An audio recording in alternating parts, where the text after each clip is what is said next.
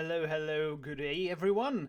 I should say good evening for all my European viewers and good afternoon for all my American viewers. I'm excited to finally have some more Americans in the stream. Last time we had an American as well. We had Eli on Goblins, and today I have the famous Rich Cali for you guys today. Hello, Rich. How are you? Hey, good. Famous is an interesting word, but I'd say yeah, I'm doing good though. you're definitely famous in the Legacy community. I think we can agree on that, probably, right? Yeah, I guess at this point. For sure, for sure. And we will have an exciting deck here today because I'm pretty sure that everyone has at least heard about this deck once or twice in his life. It's going to be Delver. I remember when we started planning this stream. I mean, we started planning this when Dreadhorde was still legal, and there was no doubt in our minds that Rug Delver was the #1 Delver deck in the format, right? Right. But yeah, things have changed. For sure. Yeah, quite a bit. I don't know if you want to talk about this now, or maybe we can talk about this after game #1. What do you think? You want to talk about the deck first, or do you want to play a game first? What do you prefer? We can talk about the deck now. Yeah. Okay, So great.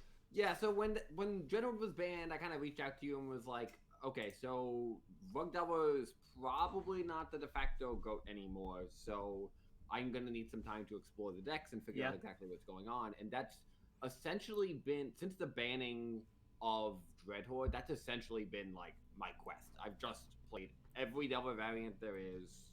I haven't really settled on any one deck consistently, and I've just been sampling everything. And honestly, everything has felt pretty good. But like recently, they are all even.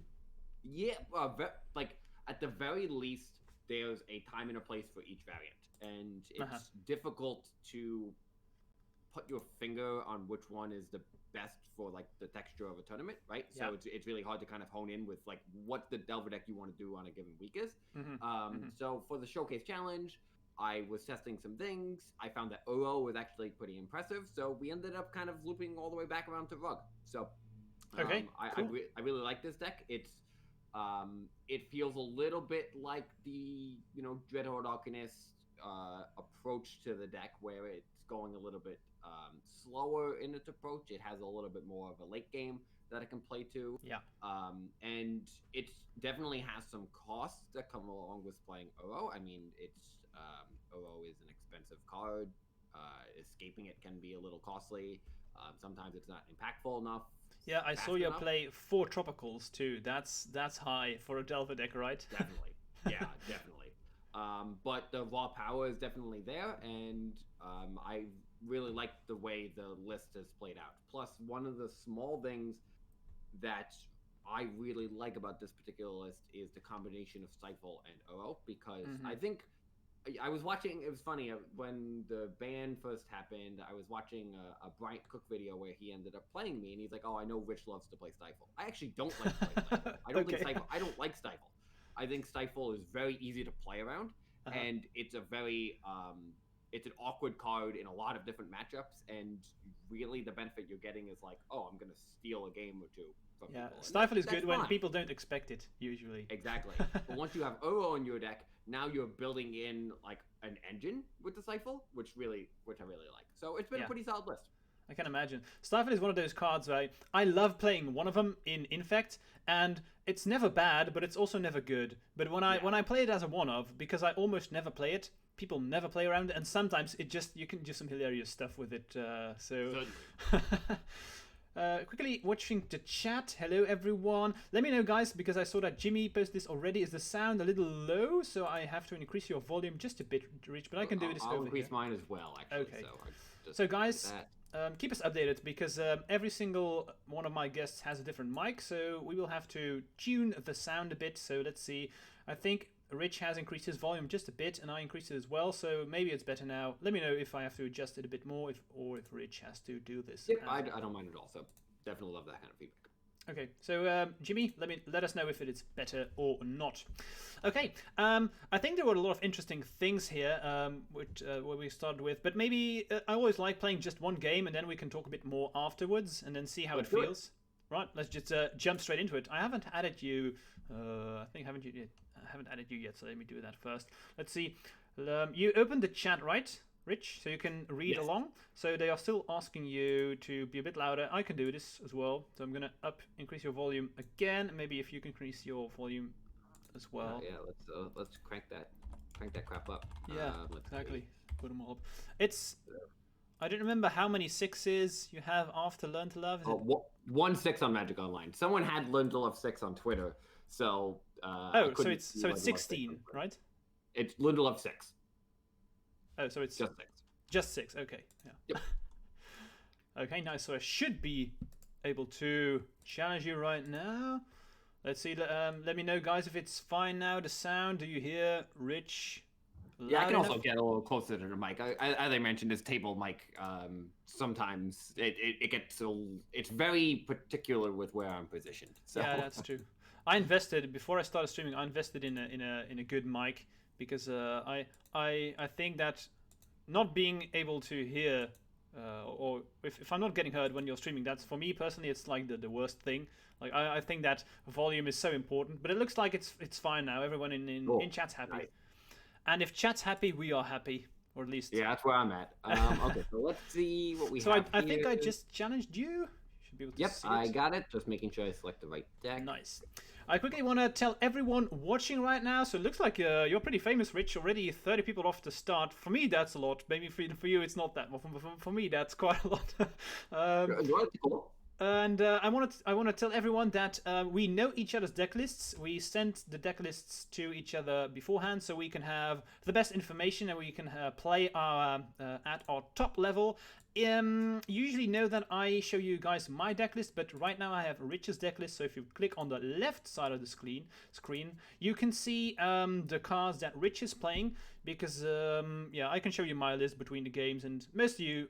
Well, you usually know me as the Infect player, and you've seen my deck list, so I thought it would be more interesting to show Rich's list.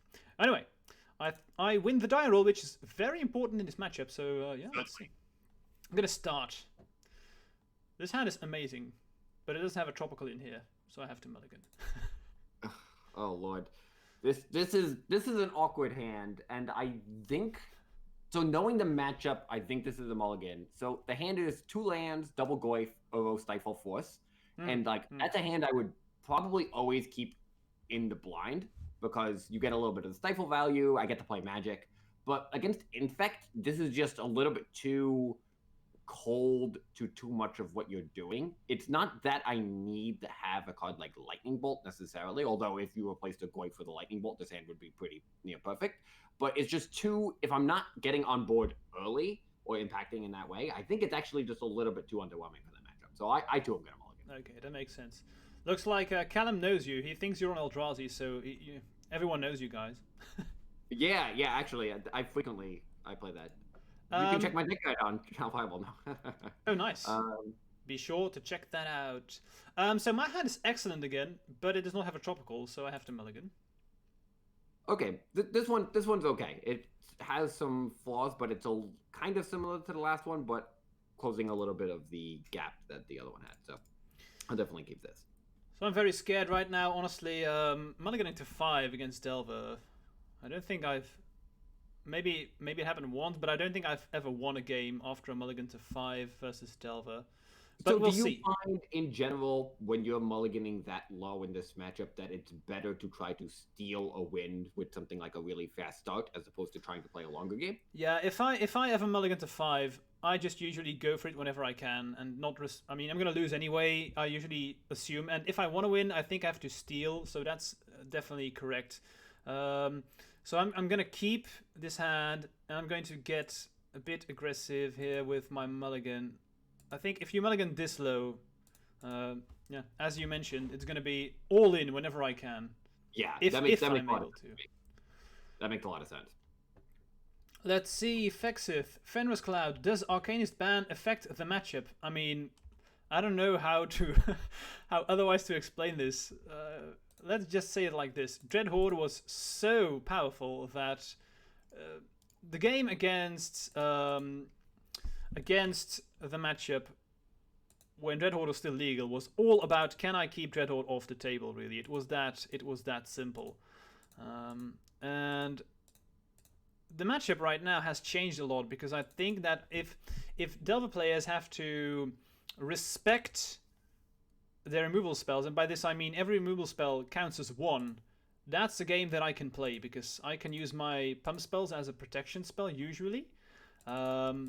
And that's good, of course. So the game has really changed, where Delver has gone from the worst matchup since Red Horde was legal to, I'd say, well, I wouldn't say it's favored, but it's now has become like a more very skill intensive matchup, where when Red Horde was legal, that wasn't necessarily the case. It was all about, can I keep Red Horde off the table? If no, I'm gonna lose. So very interesting interaction here. I just wanted to have Blood Agent on board as quickly as possible, but again, I was not able to play around these days because, well, again, I'm mulligan to 5, so I have to play it aggressive here. Agent does not resolve, unfortunately, so now we'll... Yeah, so from my perspective, it's actually kind of interesting, because one of the things I try to promote in all of my Delver content is that I don't think you should be dazing early with this deck, because now the deck it's not the old Nimble Mongoose 8 1-drop variant, right? Like, we actually want to hit all land drops. We need to, develop our mana. But in this matchup, it's twofold. One, but beyond the fact that you mulligan to 5, because that's obviously a factor, but it really is twofold with this. One, Blighted Agent is your best threat by far. I can't block it, I can't wasteland it, so there's only a very narrow range of cards that actually interact with it. And at the same time, Daze is actually a really weird card in this matchup, because you have a lot of really cheap or free cards. Arguably close to Death Shadow, you have the highest density of free cards. So I'm kind of incentivized to use my Daze more early, because if I don't, I might just not get the chance to use it. So definitely very interesting from my perspective. Yeah, and I play Daze myself as well, so... Of course, yeah. So your Daze is just trade for my Daze in a lot of circumstances. Exactly. Hex Drinker.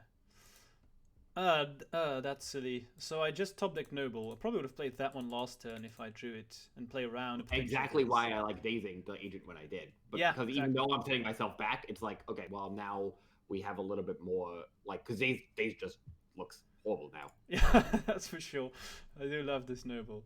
What's your beverage even? I am drinking Lucy again. I talked about this last time. One of my recent favorite beers, so that's what I'm drinking. Are you having anything, Rich, today? So I have some green tea here, I have some water, and I went to go get some more green tea, but apparently they're working on the water in my apartment building, so the sink kind of exploded on me, so... Whoops. So yeah. While we are talking, water's just pouring out everywhere? Or it's not that bad? Well, if that was the thing, then maybe we'd have to reschedule, so I'm hanging in there right now. Yeah, that's what I was considering. I mean, I'm just gonna play it, Feels bad that you had a wasteland too, but I mean... There is an incentive for you to not use it, so we'll see. Yeah, also it is the flip side that right now my mana is not perfect in terms of colors. So let's see if we can change that with this. Exactly. Maybe you can ask them the question that was asked before, Rich, because they who was it? Fexith, if I pronounced that somewhat correctly, asked me how I felt about Arcanist affecting the matchup, and well, short summary, it made the matchup so difficult for Infect, like insanely difficult. If it ever got to attack once, game over. How do you feel about this? Of course, when Dreadhorde Arcanist is going, like, of course your creature deck, and most of your creatures except Inkmoth or Sorcery Speed, so of course it's definitely game ending in that circumstances. You definitely had some the Infect decks definitely had some play around it, but really not too much. Like, Invigorate was technically okay in that context. I go to bolt your creature with an Arcanist, you invigorate your creature, you block my creature, and generally the sizing works. But it changes the matchup a lot. And not just Arcanist, losing Oko too, because it's not that Oko is a bad card. Oko is probably still somewhat reasonable in the matchup, but Oko actually answers your cards, and which Oko basically just only works against a very small subset of the cards that you have. So. Yeah, for sure. I love the fact that Uro is seeing more play, because I think Infect is probably the only deck that doesn't care about the life total at all. You can get as much life as you want. I mean, I only have to totally. I only have to count to 10, so... Yes, totally. So let's see here. Okay, we'll do this.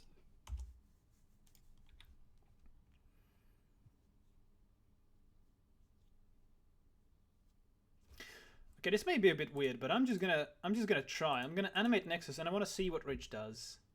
If he wants to use Yeah, Wasteland it now is or not. interesting. That is interesting.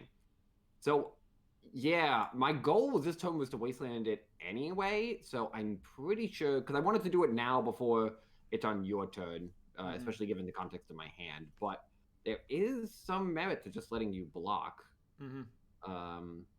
based on what's in my hand, but actually that's not really getting any better, so I actually think Wastelanding this makes a pretty decent amount of sense here. Okay, and this was basically just to check on my part, because I knew that Rich wanted to Wasteland Inkmoth Nexus anyway, so who knows? It happens sometimes that because I do this, it's a bit of a weird play that your opponent thinks I'm not going to Wasteland here because he may have vines, etc., what have you.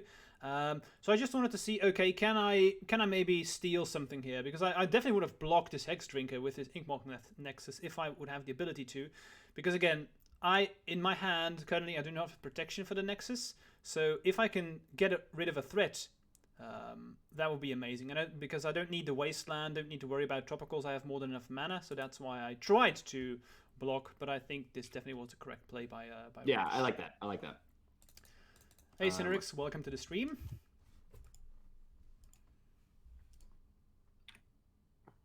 Okay, so there's the red mana. So yeah, so I guess we'll just throw a level here. Yeah, for sure. And move on. Is there a way how I can steal this game? Let's see. I guess if I...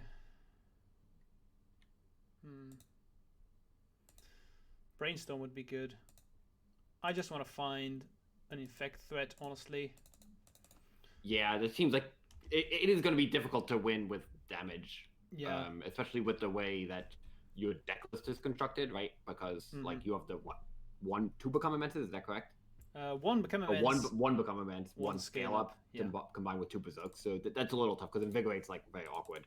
Oh well, let's just do this. Not impossible. Usually, a lot of people do not respect the regular damage, so. Oh yeah, definitely. I'm. It's something I'm always mindful of. I'm trying to very carefully. I respect it deeply. It's like, especially in games like this where you have nothing else going on. Exactly, like, and okay, sometimes how do I lose? Sometimes you get like uber big brain plays where I'm like, I really want to bait out removal, and then sometimes what I do is in this situation, like if let's say I invigorate a noble, and you have a lightning bolt in hand, this could be like an insane bluff by me, or I could go all in, and then there's incentive for you to like, okay, what the hell do I do right now? Totally. That's one of the things that makes this matchup so interesting and so intricate. There's so many different things from my perspective that you can have, and it's so much of it is just figuring out what your game plan is, and that can be really hard especially when you just cast and invigorate. It's like, oh well, what does this mean for me? Yeah, exactly. And I'm not playing crop rotation anymore, but when I had the one of crop rotation, that's always such an interesting card because you can't really play around it. It's a one of, but you kind of have to respect it, but you can't really. And I always felt like keeping one green mana open at the end of the turn, even if you don't have anything, is always interesting. That's what I love about Infect, the mind games. It's hilarious. Totally. All right, well, we found this, so that's good.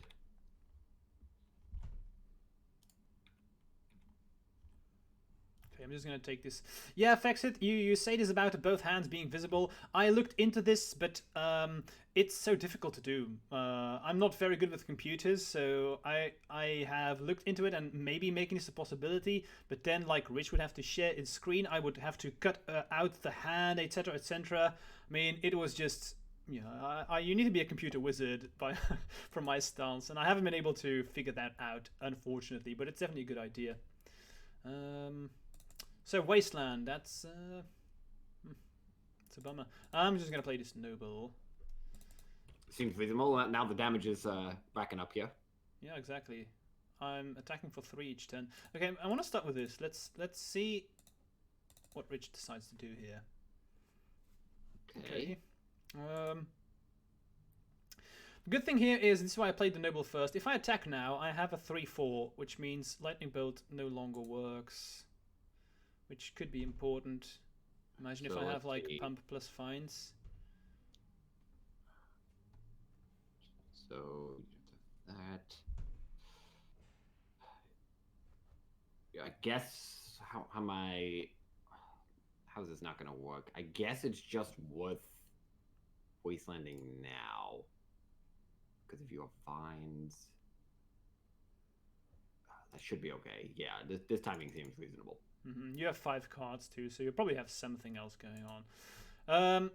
This means that I'm just going to attack with my noble. Slam in for 3. Right. Mangok, I agree. Crop rotation, if you want to play it, it's not like crop rotation is never a bad card. I've cut it from the list and I haven't missed it, but that's because that's play style. This is why I'm not playing the crop rotation anymore. But if you want to play it, it's fine. Abatosai, welcome. Lightning bolt here probably means I'm dead. Because yeah, I do have a second one. Yeah. There's some interesting merit to like when I cast it, but I think if I just do it now and you go down to 0 cards, I don't think that's really a realistic way for me to lose this, because you have to top block anyway. Exactly, and I'm dead. I don't have anything going on. I had a fetch land and invigorate. Yeah, very interesting, despite the fact that you like there were definitely, I think that's like the important thing. Yeah, my hand was, let's see, I had the force negation, which is what makes it interesting when I cast a bolt, because I can just do it on your upkeep to play around your force wall. But yeah, like, that's for sure. Then you can hard cast the force, which is fine, but then you're dead anyway. As I said, I'm not sure it matters too much at that stage. So I agree, and I think it was interesting because if you didn't have double wasteland, this maybe could have even become an interesting game. Yeah, for sure. I mean, it's a very complicated matchup, honestly. Yeah, for sure. So many different points of interaction. It is extremely difficult to figure out what's correct. I love playing this matchup, and it's I've said it before, it's so skill intensive, and you can really in the matchup of Infect versus Delver, you can quickly see where the good players are at, because I think this is one of the matchups where if a very good Delver player plays against a bad Infect player, you're going to get blown out. You will get destroyed as the Infect player, and I think the other way around goes the same, where it's all about what to play and when, and that's so important. That's at least how it feels to me. Yeah, I totally agree. You know, one of the interesting things is like, so oh god, so long ago at this point, Venom 6 was legal. GP Atlanta, my friend who doesn't like play a ton of Legacy, but you know, is a really good Magic player. He was going to play Infect in that event, and I was going to play Rogue Delver, so we played a bunch of games beforehand, and I just won all of the games. And then he gets to the event, and he's like, oh, my Rogue Delver players aren't leaving their Delvers black to block. I'm just killing them all. Yeah. It's like, yeah, you know, it's just like, it's definitely that kind of small thing that you can kind of dismiss sometimes. Definitely. Let me quickly talk about my sideboarding, and then if we have time, we can talk about yours. So against your list specifically, I like Rest in Peace, because you play 4 Tarmogoyf, 3 Uros, so I think that Rest in Peace is definitely worth it against your build, so I have play of one of them. And the other ones I bring in are pretty straightforward. I have like triple swords, the plowshares, definitely bringing these in. I have double veil, double fluster, so easy sideboarding really. What I take out, the Sylvan Library with bolts flying everywhere. I don't like Sylvan Library. I'm not going to be able to pay that much life. Teferi, that's not why it's here. And then I dislike Force Will, so that's what I do. Yeah, if you want to talk about your sideboarding. Yeah, that makes a lot of sense. And kind of exactly what I anticipated you to do. I'm basically, I don't like Sylvan Library. Again, I don't think you can spend time in not impacting the board. I think Force of Negation is kind of awkward. Like, of course, you're casting your spells on your turn, but like, I don't know. It's still just like kind of an awkward interaction spell, and I don't need to feel the need to flood on forces. And I'm cutting all my Uros. So out with forces, Force of Negations, and out with Uro on your side. Yeah, I'm not confident that those numbers shouldn't be adjusted. Maybe on the draw, I should be cutting a Daze and leaving in a Force of Negation. Maybe it's right to just have 1 Uro and cut another Stifle. I could definitely see that being reasonable. And the cards I'm bringing in are 3 Pyroblast, 2 Rough, and 1 Pithing Needle. I could bring in Veil, but I did think you would bring out the Force of Will, so I was like, okay, well, I'm not going to go that direction. And I think once I see the Rest in Peace, I'm probably going to adjust a little bit of what I'm doing. And that's funny, like, because I bring in the Rest in Peace to deal with Uro, but if I don't see Uro all that often, I may just take it out. Right. And That's what I love about this matchup too. Sometimes you bring in cards and you're like, turns out it wasn't that good. And then maybe if I take out Rest in Peace, you bring back in Uro, and then we get these weird interactions. Totally. And I think Rest in Peace at its worst is still going to be a totally reasonable card because I'm realistically in the blind not cutting any Tarmogoyfs. No, that's for sure. So it's at least going to have some effect on the game. Yeah, for sure, for sure. Let's quickly watch for the chat before we start because I'm ignoring you guys a bit. Sorry. Let's see. Maybe not a wizard, but at least familiar with this kind of stuff. I'm not very good with computers. It took me so long to figure out how I should stream, and I'm not exaggerating. Like I made one. How do you call this? I made one emote for my subscribers, and it took me an entire day to figure it out how to do this. So it's probably just me, but I'm just so bad. So I'm by no means. I'm probably the same way. Okay. I am almost computer illiterate when it comes to those kind of specific things. I'm so happy. I'm not going to dedicate that much time to it. It's just like, I'm so happy that I'm not the only one. Let's see. Hey, Arkan, welcome. No Uro, Fexith. No, I cut Uro. I don't think we need it anymore in the current meta. Uro was to deal with Delver, but I think we don't need Uro anymore to win against it because, well, Dreadhor's gone. So let's see. If Rich wins, I have to drink green tea for 1 week. Define win because we're gonna play multiple games. So yeah. Interesting. I left him Become Immense in with Rest in Peace. That's personal preference. But I think I only play one Become Immense and one Rest in Peace. So if you have both of them at the same time, I'm gonna feel bad. But I have Brainstorm, so I think it's okay. But you can cut them. That's fine. You also do have Noble Hierarchs and some amount of mana too. So casting it for 6 is not like the worst. Exactly. You could set up webcams of your co-hosts. That's something that I have considered as well. But again, I have to figure this out. And I'm going to be honest, if I had more time right now, I would do this. But I'm also moving. I talked about this in the past. When I fixed this stream, me and my girlfriend bought a house like 1 week later. And I was like, wow, I'm going to have a difficult time getting my schedule together. And now I love these streams and I love doing them. But I haven't played a single Magic League since we bought the house because I didn't have time. But I really want to do this, and I do find time to play a challenge from time to time. But finding time to figure out how the webcams have to be installed, etc. Just it's not. All I'm saying is I'm gonna try and fix this in the future. Oh, that's a promise, guys. But I haven't been able to do this just yet. Huh. My hand is. It's not amazing, but this is one of those hands where I'm like, is this bad enough to mulligan?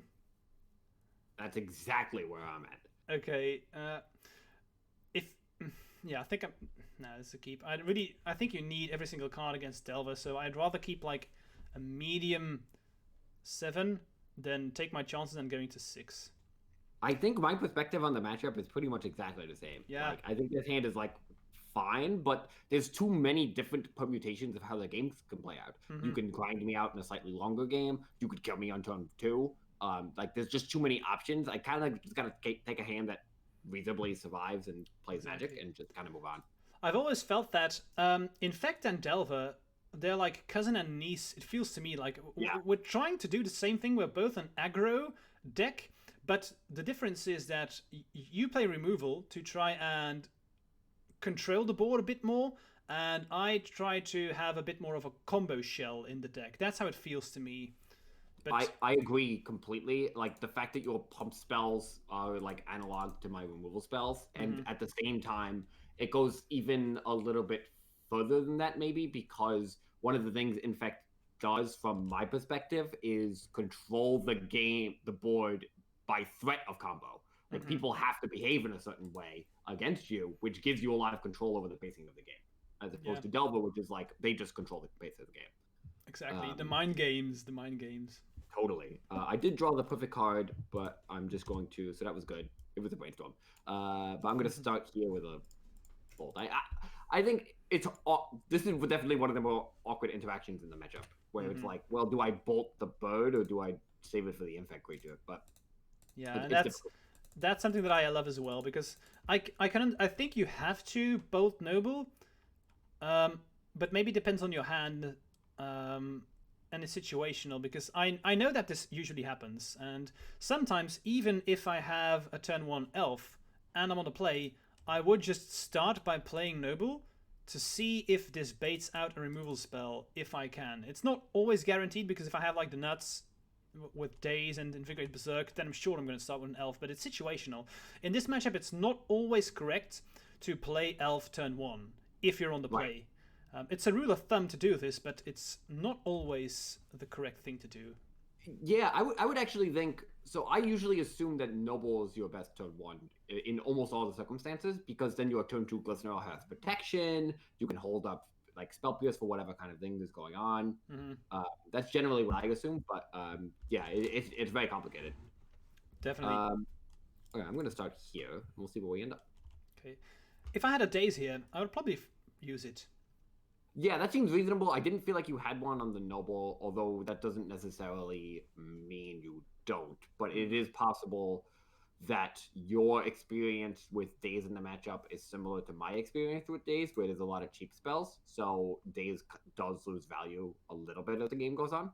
So I think that would have been a pretty good... Like, would you have Dazed Bolt on the Noble? It's not something that I would always do, but with this hand, I probably would have. But it's not a guaranteed, because if I have like an insane amount of pump spells, then I just say I don't need Noble, and I would maybe just play Elf and then try and protect it with Daze. Right. So I think it depends on the hand, but with this hand, I probably would. Let's see. Let's do this, and we'll do this. Okay, your threats. So let's see, Mangorg, if you had turn 1 Elf, would you have played it? With my hand, probably, since I had the Nexus. So do I want to...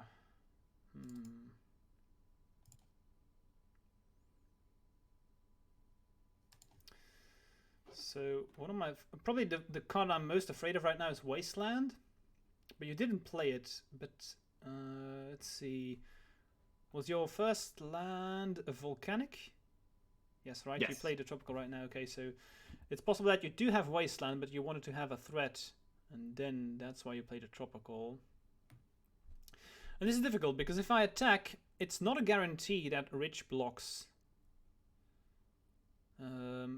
Although you are out tapped, so maybe then you do block. That's probably it. So I think the best thing to do is to just animate Nexus and attack with both of these.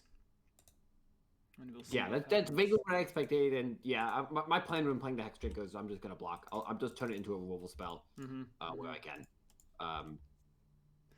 And since I have Nexus, I'm okay with this trade. I'm now afraid of Wasteland, of course, but I think it's something that I have to risk. Let's see.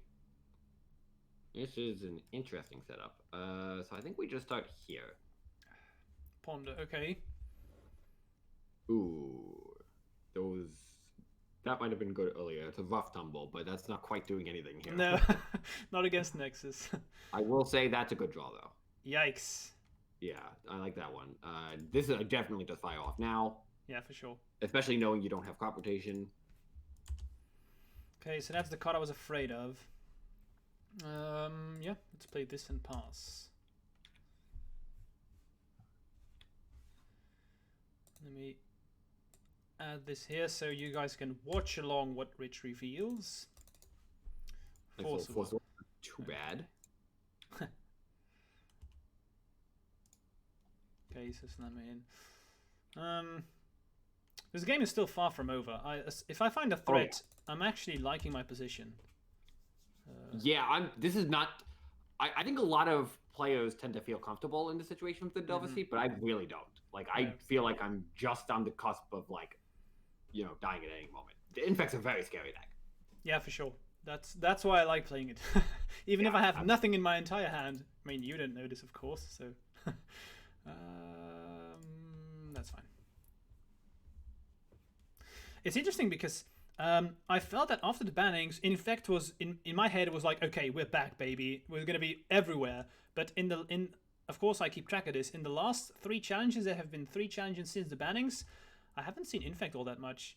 We have Joe Dyer, who has all of the information, and he He puts it out everywhere, and you can see which decks have been played. I only saw in the last 6 challenges, I think I saw 6 Infect decks, which I expected there would be more. That's pretty low. I honestly agree with you. I thought Infect would be a pretty good deck to pop up. Yeah, and I think it really is. I played 2 challenges now, and I went 5-2 and top 4. So I think the deck's great positioned. But yeah, that makes a lot of sense. Yeah, it's the same thing, you know. Infect's it's fragile, and you have to accept that. Well, sometimes you're just gonna get blown out. Yeah, Steve, Plague Engineer too strong for Infect. Plague Engineer is definitely scary. I'm not gonna disagree with that. It's such a difficult card for us to deal with. But that's why you play 2 Great Sable Stag in your sideboard, like I do. I do like seeing the Great Sable Stag. I love it. That's a cool card.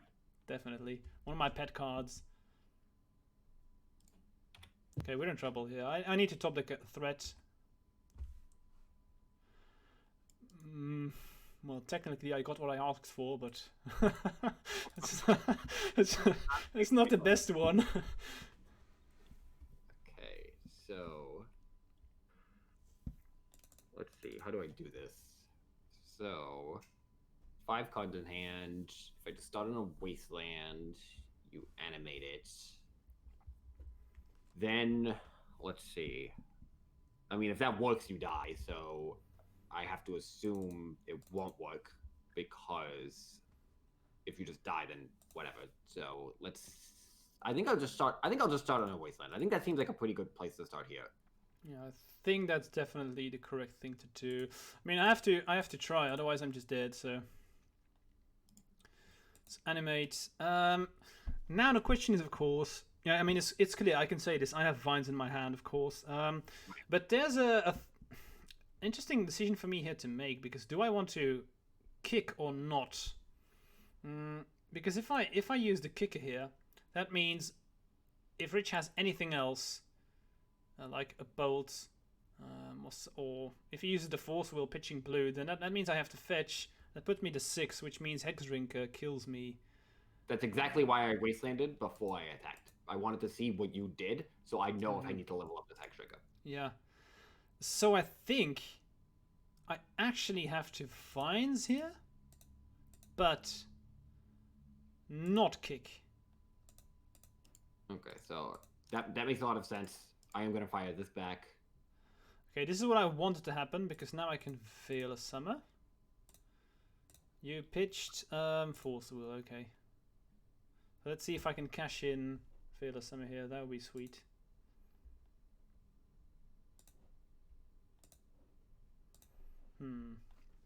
Let's see. Interesting game situation. I honestly didn't think that it would be close, but well, I mean, as you said like 2 turns ago, like if you just drew a threat, things would get really interesting. And that's true. This is a really, really common situation, like type of situation. That's just sure. like this crazy stack battle, like, you know, really late in the game. Yeah, and that's what I love about Legacy. Yeah. The stack battles.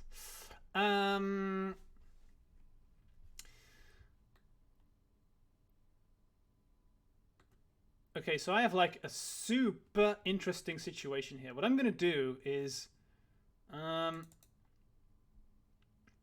so keep in mind that Rich bolts me, not Nexus. So what I'm gonna do is I'm actually going to daze this lightning bolt. So if Rich pays, that means Hexdrinker will not become a 6/6. Yeah, that makes a lot of sense. I another thing that I was expecting to see, because Daze was a card I could easily put in your hand at this stage of the game. So let's see. But if I let it go, you still go to 4 and you still can't fetch, and you have to block. So I let it go. Veil Summer resolves. I level up my Ving, I attack you down to 1, or I pay for Days, I attack, you still have to block. But I guess I get to...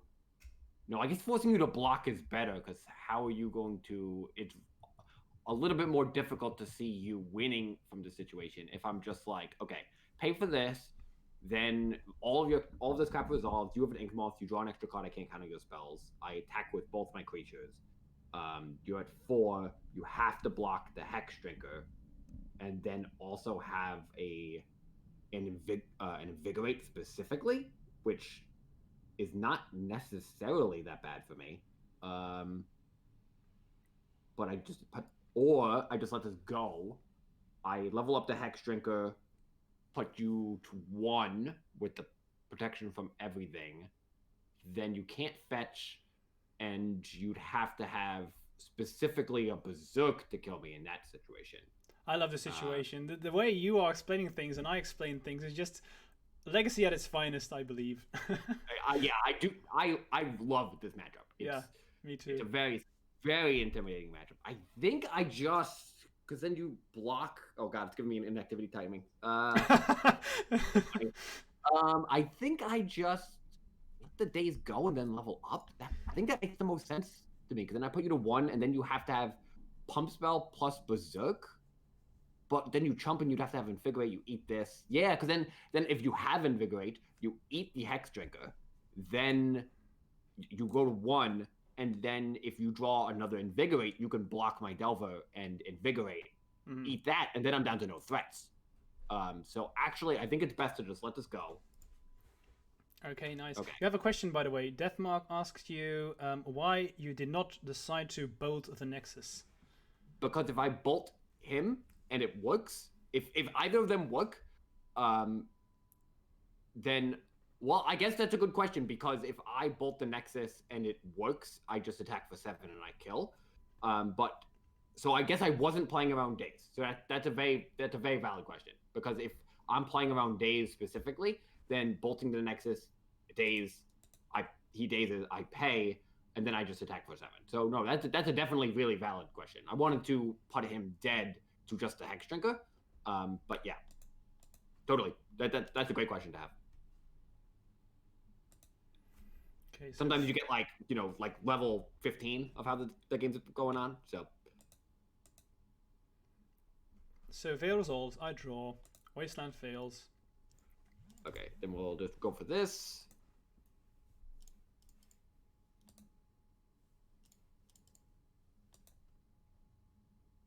And, well, I could attack with Delver, force you to have the Invigorate, because I guess it's the same situation, right? Because this is just getting into playing you to 1, and then it's, do I want to see if you have Invigorate or not? And can I play around Invigorate plus Berserk? I can't really play around that unless you have Invigorate on defense, because I know you have a Trop in hand. I think I'm just going to leave the Delver back. There were a lot of different ways I could have played this, for sure. I think I like the way I ended up on, but I am not confident in that I ended up on the right decision here. So this is what I expected would happen, and this is literally the only way how I could have survived. Because if you attacked with both, that would have been horrible for me. I do not have the Invigorate, but you of course don't know this, and you're playing it safe as you should. But well, I expected you to play safe because most good players do this, which means that I have potential to steal the game. It's unlikely. Definitely. I need a good top deck here.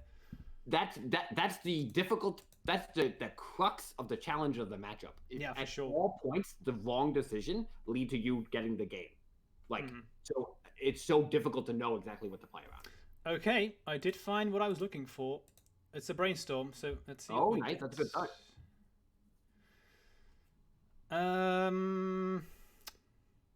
Damn, close. Because Invigorate plus Berserk alone doesn't do it, right? Because that puts me to, because that's 10, I absorb 2, I go to 9 Infect. Yeah, unfortunately, we were close. I did find the pump spells that I needed, but I needed to find a Swords or a Berserk alongside it. So, yeah, I think we lose. So I'm going to try, this is desperation, but I'm going to try. So you block... and which doesn't really matter what I do, I lose anyway. Yeah, wow. I have Become Immense, Invigorate, Vines, and Flusterstorm in my hand.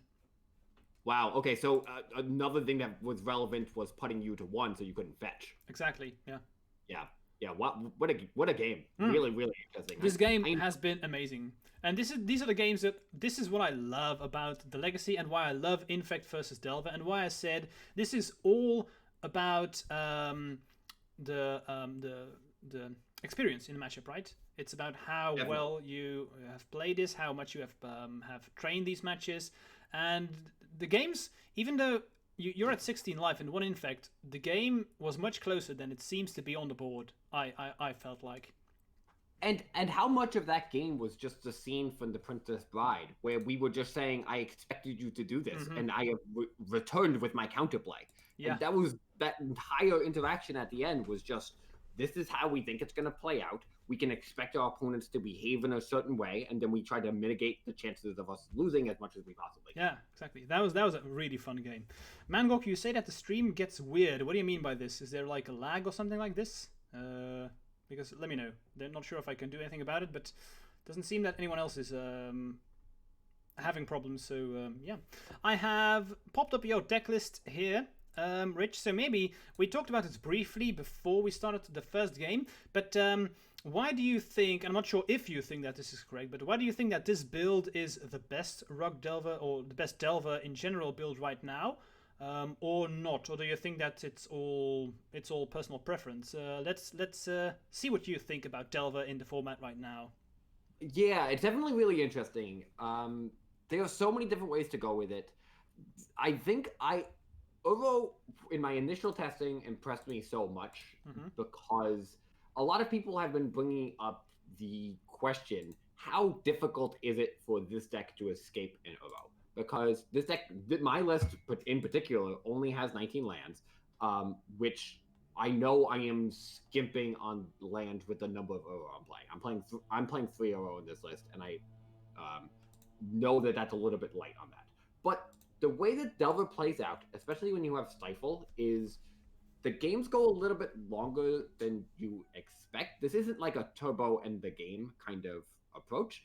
And Uro, once you get to escape it, which is somewhat reasonable when you're stifling their wastelands on your lands, if you need to preserve that kind of thing, games just go long naturally.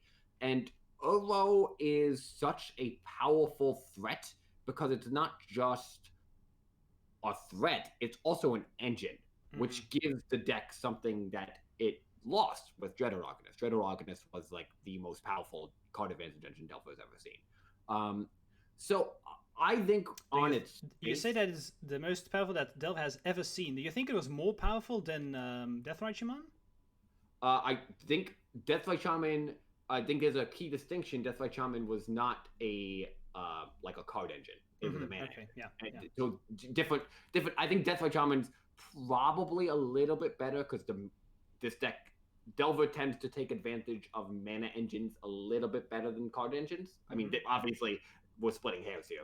If Delver had a mana and a card engine, it'd be an unstoppable force and would be top 32 of every event. So but I think they're both good, and Renin 6 was a really good one as well because it combined with Wasteland. But I think Dreaded Arcanist was actually a little bit more like oppressive than that because there was like less even the point of interaction was so much more smaller. Like Renin 6, yeah, okay, they're getting back their lands. It's really difficult to remove this Planeswalker, but they're generating some card advantage. It's a little annoying to deal with. Maybe they'll start wastelanding me, and that sucks. But Dreaded Arcanist is like you connect with it first. Okay, they've drawn their Spell Pierce, Force Will Daze. Now they can't possibly lose. So that's a really difficult situation to overcome. That being said, for sure, the reason I've gravitated towards this variant is because I think it's just on its face, it's just a little bit more powerful than the other versions. Grixis Delver is kind of like the Surgeon's Knife. Grixis Delver, if you know what you're looking to play against, I think Grixis Delver is the best variant to play because the black side cards are incredible. We just discussed Plague Engineer. I mean, that's a concern of yours. I think a lot of decks are really cool to Plague Engineer, and that's a really meaningful thing. I think the black Graveyard Hate cards are extremely good. Now Spellbomb has really impressed me. Cling to Dust is really good. And there are times where Gurmag Angler is just the best threat you can have because a 1-mana 5/5 is still a really good threat. So, and regarding Izzet Delver, that's a different story because Izzet Delver kind of takes a little bit more of an aggressive route. And so you want to be Izzet Delver when you just want to ignore your opponents in a lot of situations. So this version is kind of hedging a little bit on that. It has a decent amount of interactions, but it also has an end game plan that lets it take over control games. The cost to something like this is that it's like your game ones against fast combo is substantially worse. You're dedicating space to Uro and Sylvan Library and more lands, and those cards just don't do anything against fast combo. And also, as we discussed in the games, a card like Rest in Peace is really scary. It just comes down, and I only have 6 threats left in my deck, which is just, very embarrassing, honestly. So there's just a time and a place for all of them. I just like the kind of power that comes along with Uro right now, and it's the kind of thing that they let us use it, so I might as well. You know what I mean? Like, and I honestly, maybe chat's going to blow up right now, but I don't feel that Uro is overpowered for Legacy. Maybe right now, let me quickly point it out. It doesn't feel overpowered right now. Not sure if we'll see how this proceeds and how good this quote ages in a couple of months. But I don't know. I agree with you, though. I do agree. I think, but this needs to come with the disclaimer that since Oko came out, I was pretty much on the stance that Legacy could adopt Oko in a somewhat comfortable way. And I think it did, but Oko was still just not fun. So it's just like that's definitely the more true. people played with Oko, like people Pyroblast, Abrupt Decay, creatures, people answered Oko, or like fast combo, like all that kind of stuff did do well against Oko.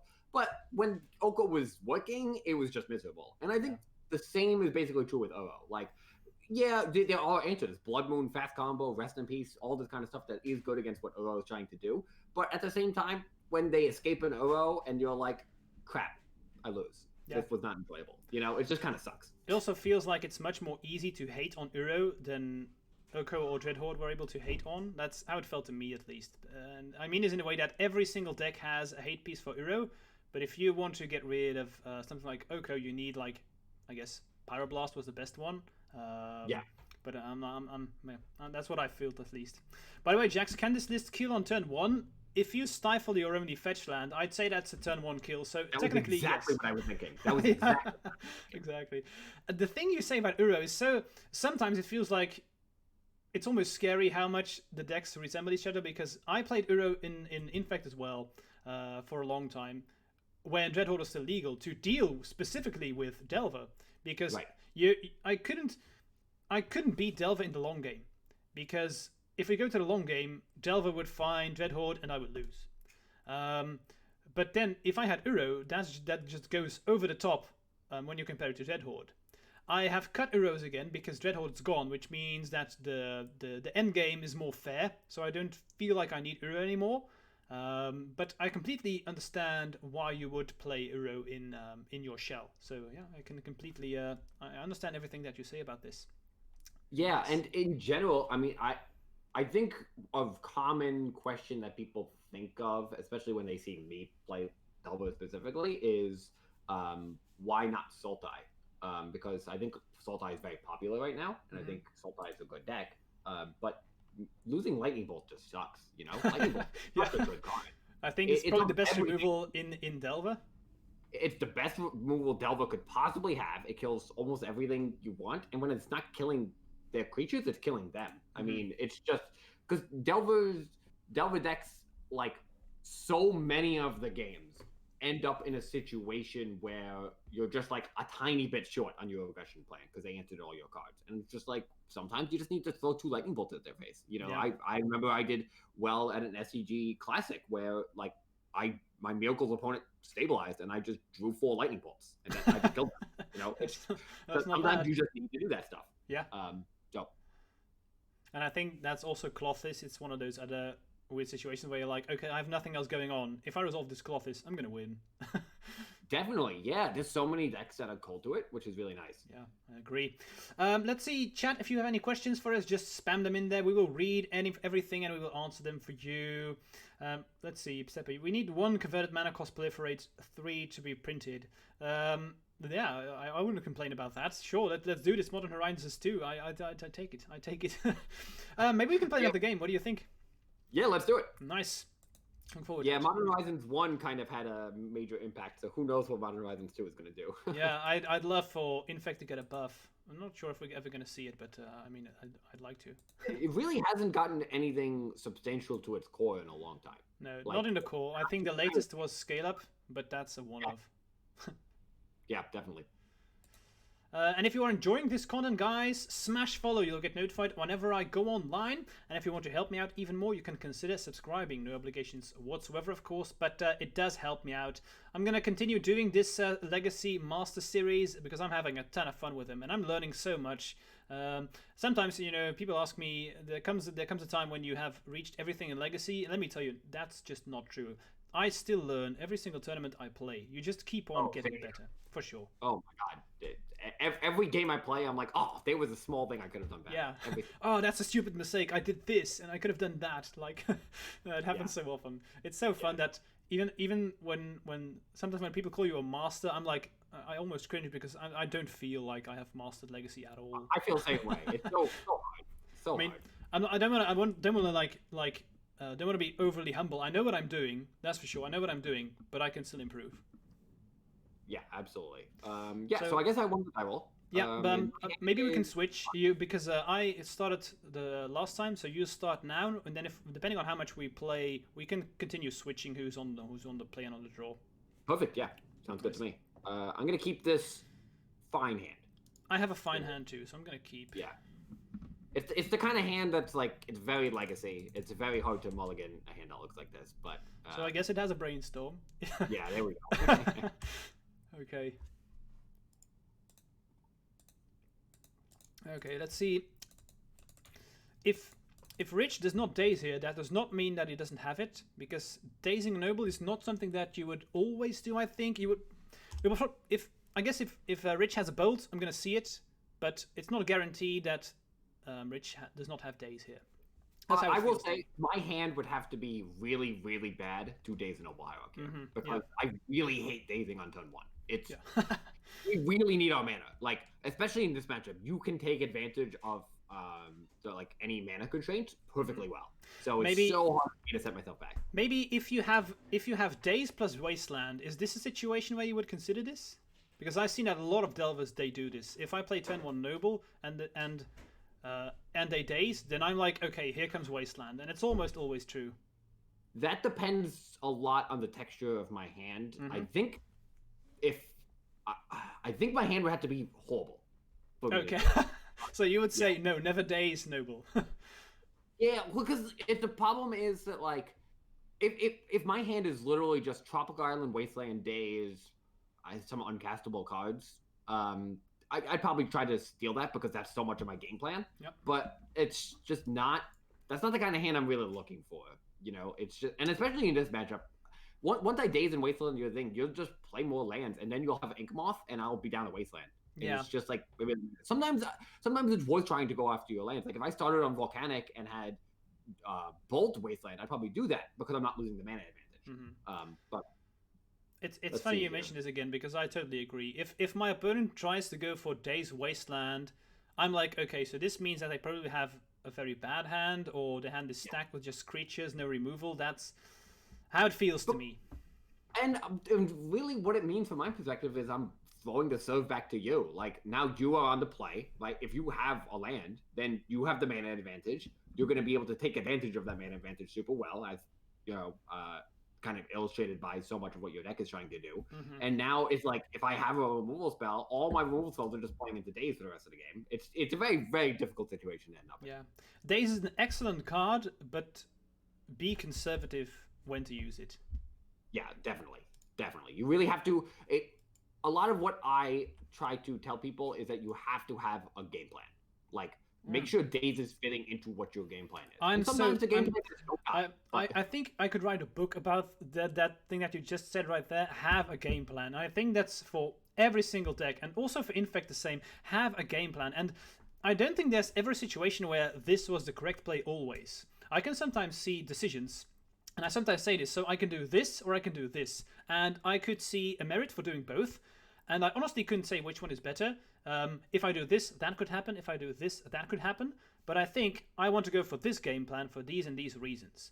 But this does not mean that the other one is worse. And that's also for totally deck agree. construction. For example, I do not play crop rotation. I explained this a couple of minutes ago. I don't think that crop rotation is bad. It doesn't go alongside my game plan for my specific build right now. But I still think the card is good. Same goes for Great Sable Stag. I love the card, but I know that much more people absolutely hate the card, and I can see why. I bring it in against 2 or 3 matchups, not more. And if you bring it in like against Delver, it's going to be horrible. But that's have a game plan for certain decks too. So yeah, I love the fact that you said this.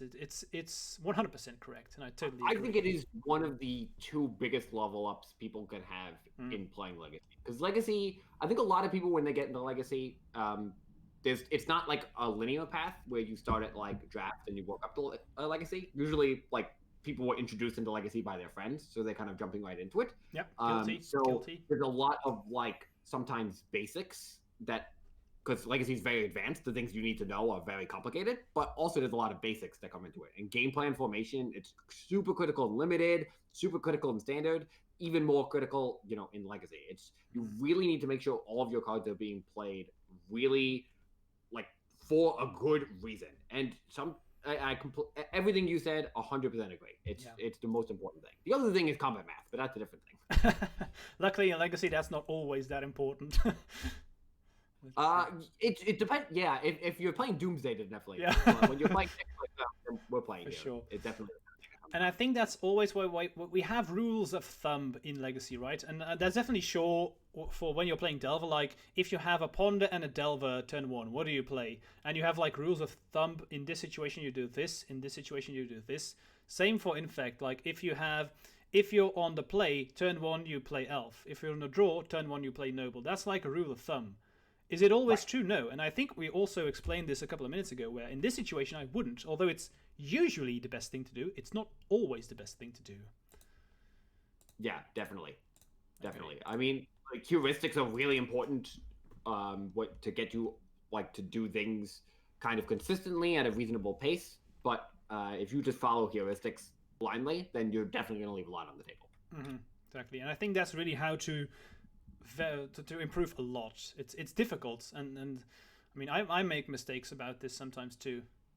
Still, and I play Agent here, and I think this is a good situation to play Agent because I still have a mana left, and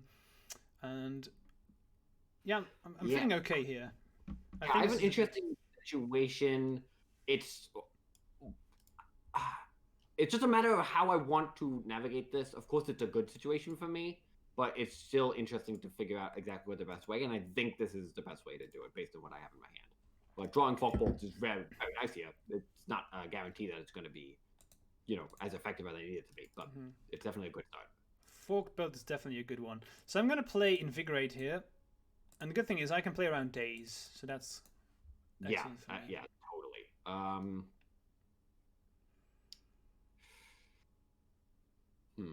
So how do I want to do this? So I think I'm going to cast this Brainstorm. I don't love it, but I think it's okay. So do I want to respond here? Have you played a land you have? So if you find removal, you have to use your land, which means you expose yourself to Daze. So I think I'm fine with this. I'm going to let this Brainstorm resolve. Okay. So that was horrible, but that's okay. Okay, so that's fine. Let's see. Okay, so Agent survives. That's good, because even if Ridge bolts now, I know that Agent will survive. It's a 5/5, so bolt does not work. Yep, and nor do attacks. That's very interesting. So what does this tell me? Because Agent is unblockable, so there must be a reason to not attack. You would have 5/5. Oh yeah, okay, wow, that's right. I was like, yeah, but this has protection from everything, right? But not quite yet. Not yet. Yeah. That would be a good one. Modern Horizons 2, bringing it in. Technical 2.0. Yeah, I was a bit too quick there. I was like, what? But that's thinking way too much ahead. Listen, we're really getting on level 30 here. So yeah, exactly. Really Um. Hmm. So I have a couple of ways how we can play this. Yeah, this is the kind of situation where, to me, I've communicated a lot of very specific information to you. Mm-hmm. And depending on what you have, like, there's a lot of different ways for you to use that information. Yeah, I definitely expect at least one counter spell. It must be Force of Will. So, it could also be like a flurry of pump spells. Sorry, removal spells next turn. It's gonna be either one of those two, I believe. So, I could go for. I have a brainstorm in my hand, so I could go for this first. I could also keep it, since. Why do you play brainstorm? It's to improve your hand, but I'm pretty happy with my hand as it is, really. So I don't like firing off brainstorm too early.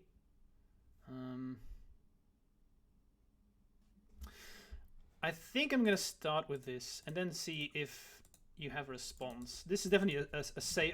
I would probably do this anyway. Whatever happens, if I brainstorm first, this is definitely gonna happen too. So okay, so no response there. Then I think I'm just going to attack here. Okay, that makes sense. Nothing going on. Okay, I'm just going to pass through a turn here. Okay, that makes some sense. So let's see. I think I have to start here.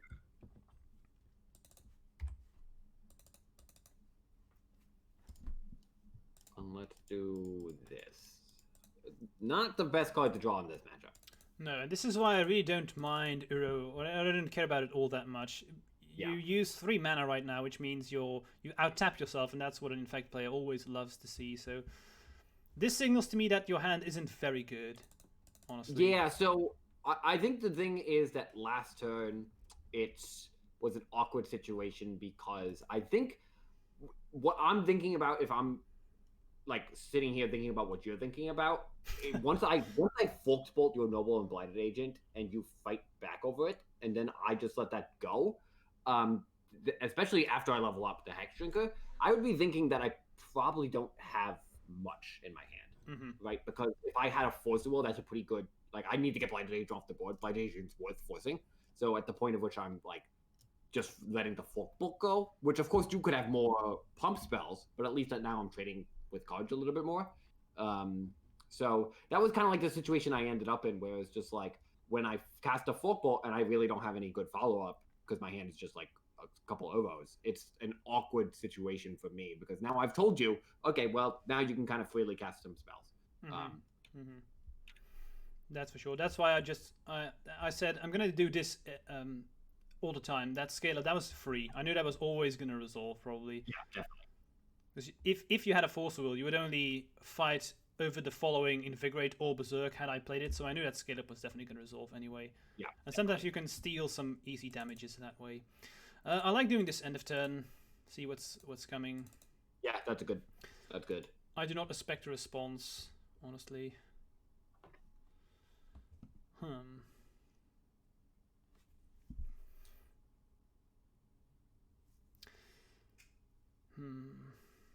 So not bad. Don't think I need this anymore. Do think I want that one. So I think I'm going to put them like this. I'm going to draw. So 3 cards in hand. I'm actually going to fetch first. Okay, that makes sense. Because I don't want to end up in a battle where I get stifled out during a combat. If you stifle right now, I can anticipate, but not if the battle is going on. I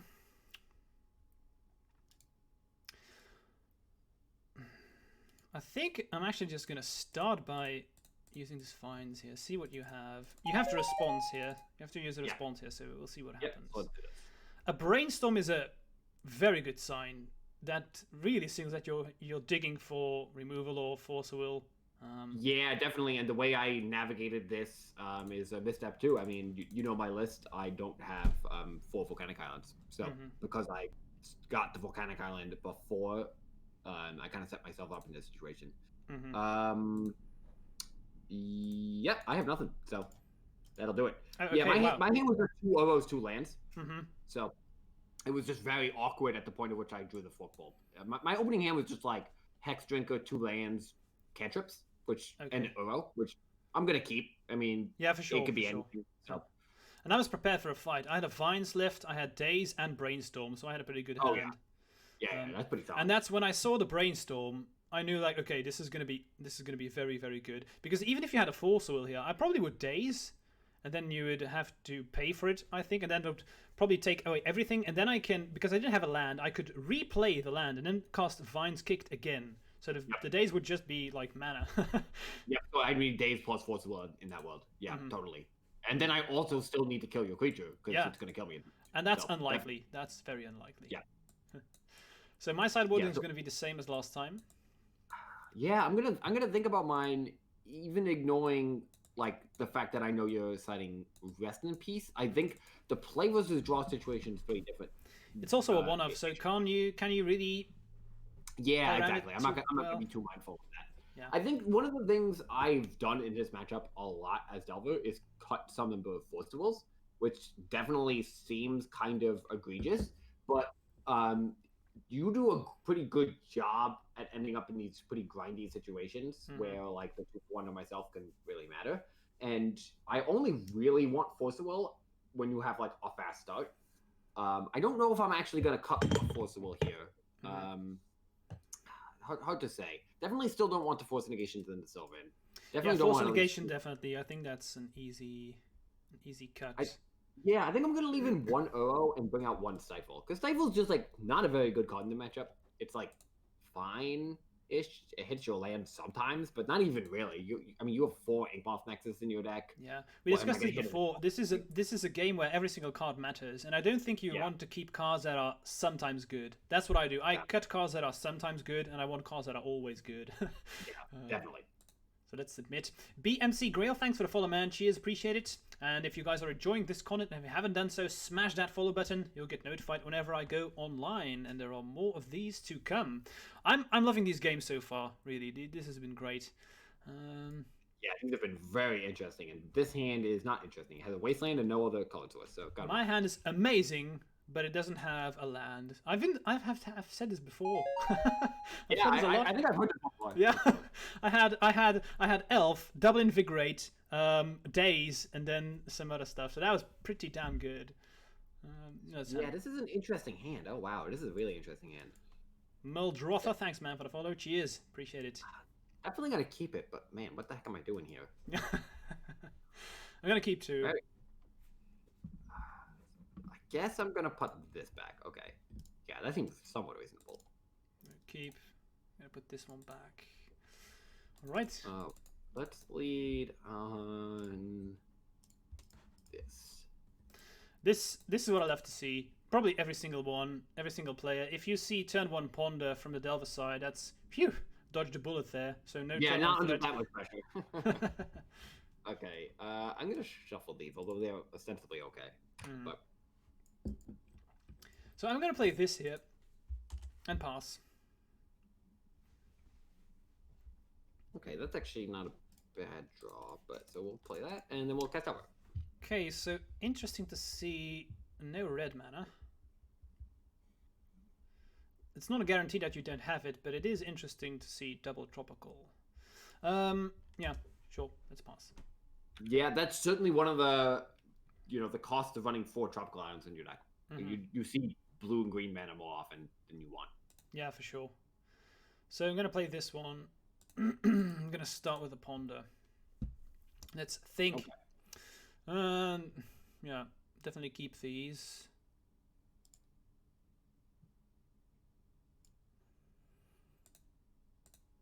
I'm gonna put them like this, and there you go. I think this is gonna be a game where I played a bit differently. With Infect versus Delver, you can sometimes, if you have Nexus, you can set up your game where you try to play this game of I'm going to decide when I'm gonna go for it. Okay, but never mind. that changes it. But it is pretty good against Inkmoth. So. Yeah, for sure. So there goes my game plan. Ink Moth Nexus. Okay, not Blink Moth. Okay. No, it happens. A Magic Online happens all the time that people name Blink Moth Nexus. Okay, so now I'm definitely gonna brainstorm first. Yeah, that makes sense. I'm gonna shuffle away this Nexus that I had in my hand. Yeah, that seems like a reasonable choice.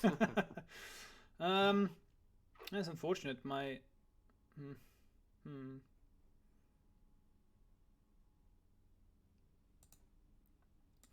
So I think I'm gonna fetch here. Let's see if we have Stifle. Don't think I care about it all too much.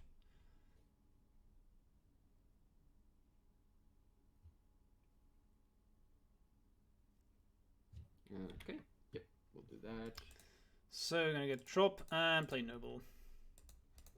Yeah, that seems reasonable. Okay, so kind of hope to draw a land here. That would be nice. I accept a bolt, but it's still certainly not looking perfect here. But at least we get into the red zone. Yeah, I think you missed a land drop last turn, so I'm not at all worried about this bolt.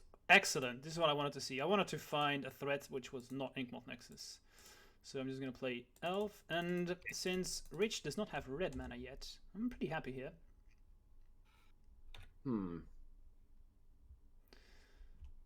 Let's see, Pseppa asks, wasn't the Stifle there super bad because it stops the shuffle? It was definitely going to be a bit of a nuisance for me since I wasn't able to shuffle, but I mean, yeah, sure, it wouldn't have been excellent for me, but it wouldn't have been the end of the world, honestly. Okay, so what am I gonna use to try and protect Elf here? I have a lot of options. I think I want to do this, since this is not a red spell, and most of my spells work against red removal, but okay, that makes sense. I have to get through these at some point anyway, so. And we'll do that. Okay, so digging for red mana, that's what I expect. Interesting. Really interesting. Not sure if that was sarcastic or not. No, certainly not. Okay. Very interesting. Very interesting. Let's see. Those two cards make some sense. Yeah, actually, I think those cards make the most sense. Okay, so we'll put those two back. Okay, there's the fetch land. And let's do this. Forked bolts. So I know about Bolt in hand, which means two cards that I don't know about. I'm gonna save Elf, and I'm gonna use the Savannah. Okay, that makes sense. Now let's see if Rich attacks. He does not attack. Okay. I like me a blocker. Yeah, makes sense.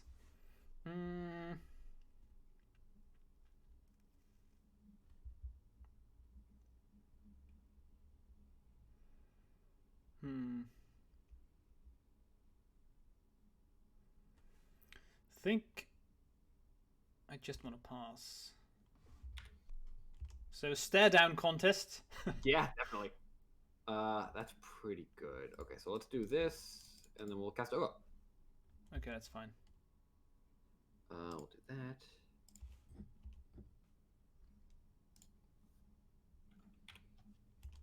Still no with Lightning Bolt, so one card I do not know. Probably going to see the Bolt now.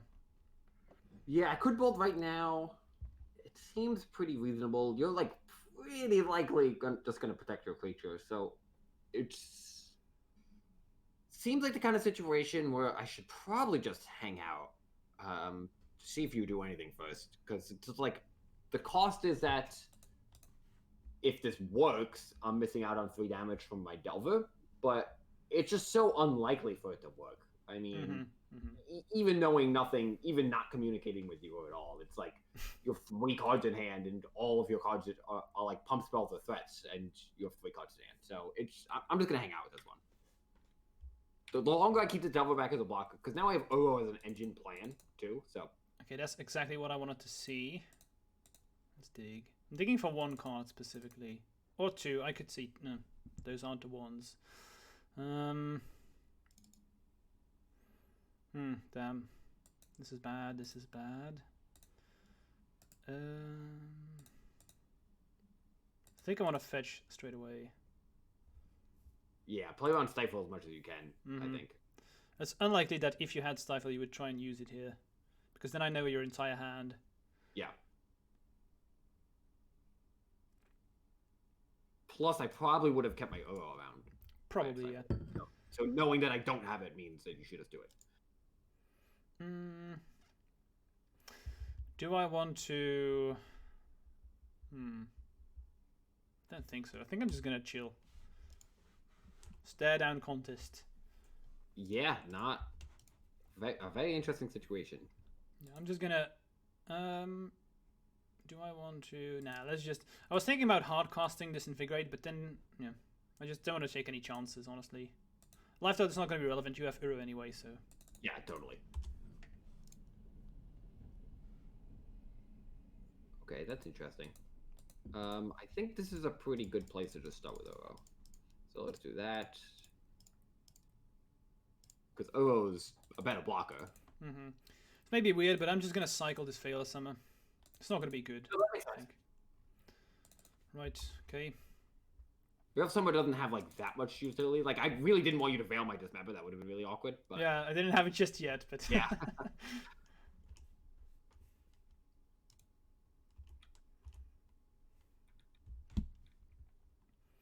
So Uro is a bit of a bummer here because I'm lacking. So you have 2 cards in hand, and if I attack, then something, because Uro is just such a good blocker, but it is possible that you have Swords to Plowshares to clear it, which could start to put me in an awkward situation, or you could have Teferi, which could also put me in an awkward situation. But I think so. The question is, does the 3 damage matter? That's because then I think it does. Because if I attack, you go to 11. I can do that next turn, and then you have to have something very specific to deal with the Uro. You clearly don't have Sword of Splashers already because my Delver has just been sitting around. Yeah, I think it's fine, but of course there's definitely a risk associated with this. I'd like to top deck Swords here. That would be amazing. See if we find it. Nope. I shuffled you away. Why are you still here?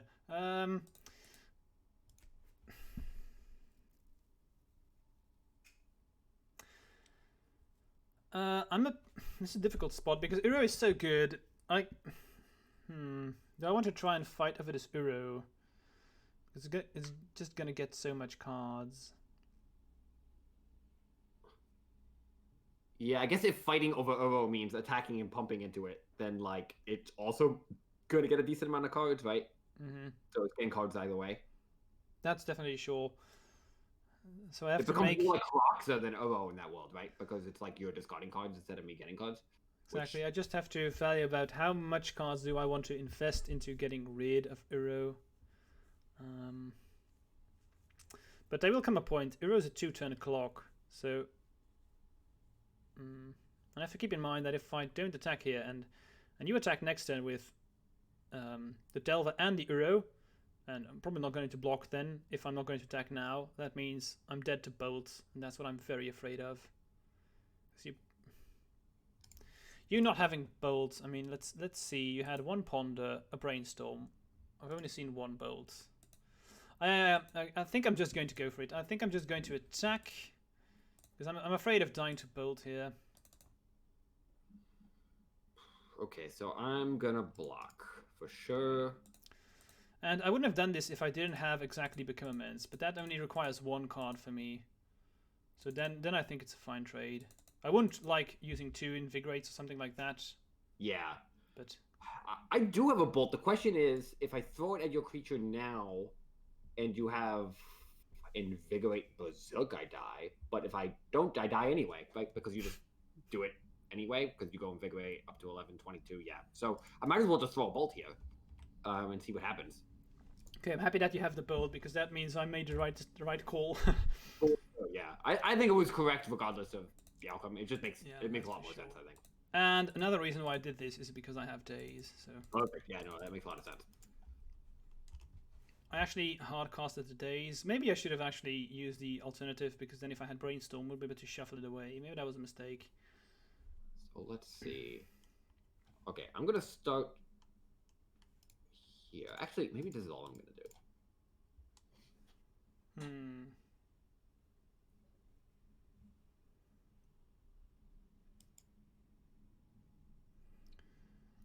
I think I'm gonna let this one pass. Yeah, so that was my plan for next turn, where if I had the arrow, I was just going to rough away your creature and then bolt you with the arrow. I mean, with that 9 damage. Makes sense. Okay, not the best draw, but it's fine. Okay, so let's see. I think doing this and a turn makes sense. Yeah, for sure. Okay, cool.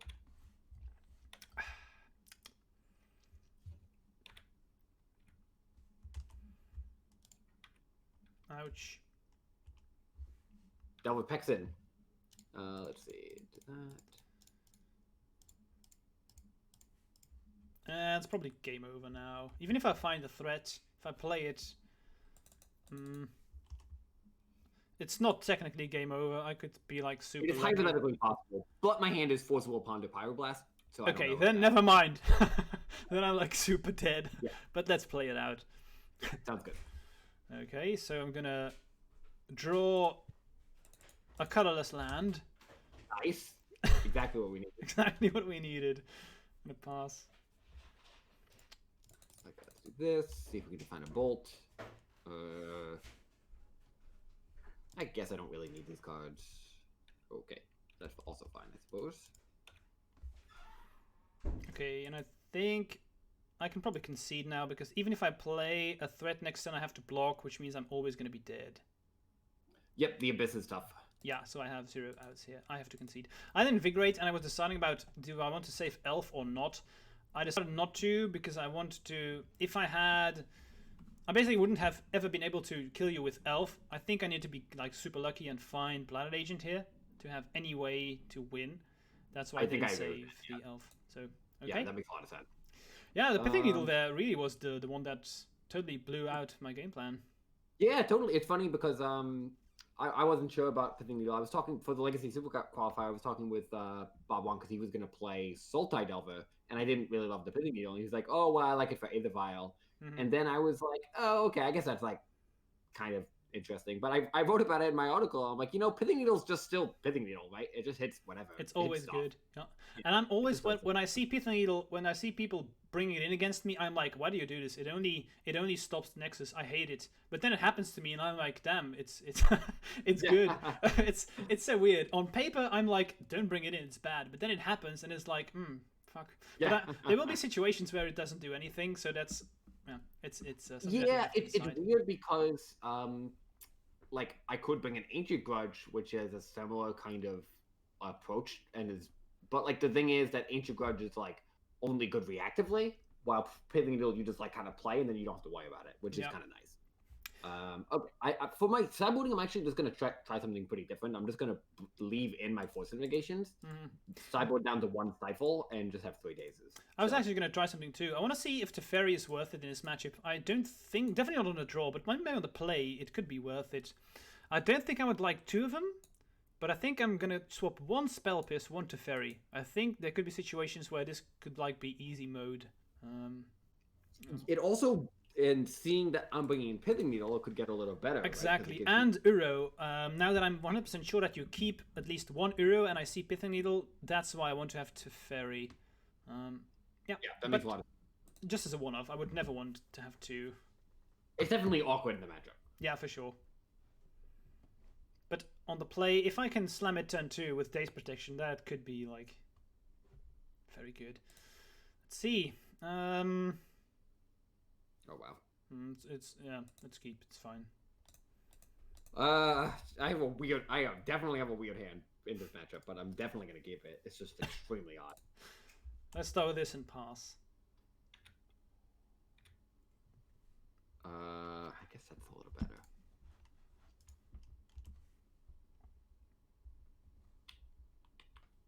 What do I do here? Let's do this. So I like fighting over the first threat. And that's usually if you can stop them from resolving the first or second threat, even depending on your hand. Okay. It definitely makes sense because my threats, like, you don't have that many answers to my threats. Like, once they're on board, usually they stick around. Exactly. I definitely wasn't expecting a day so. That's definitely an interesting approach. No, I usually, I always try and prevent you from having your first threat because against me, you usually keep like removal. You don't need that much threats because you don't expect me to have answers to it. So it's very likely that you don't have another threat in your hand, and that's difficult for you. Okay, that's Tarmogoyf. But that doesn't fly, which is important. Yeah, definitely. Okay, so maybe.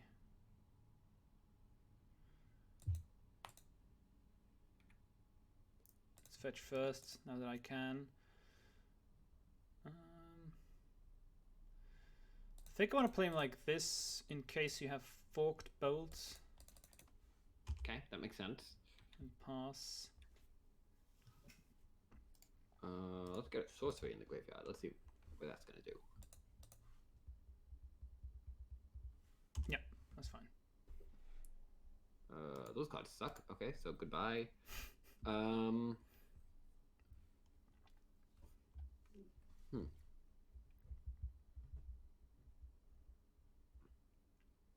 do I sequence this? Well, I guess I attack first. Okay, I'm definitely not going to block. And then let's see.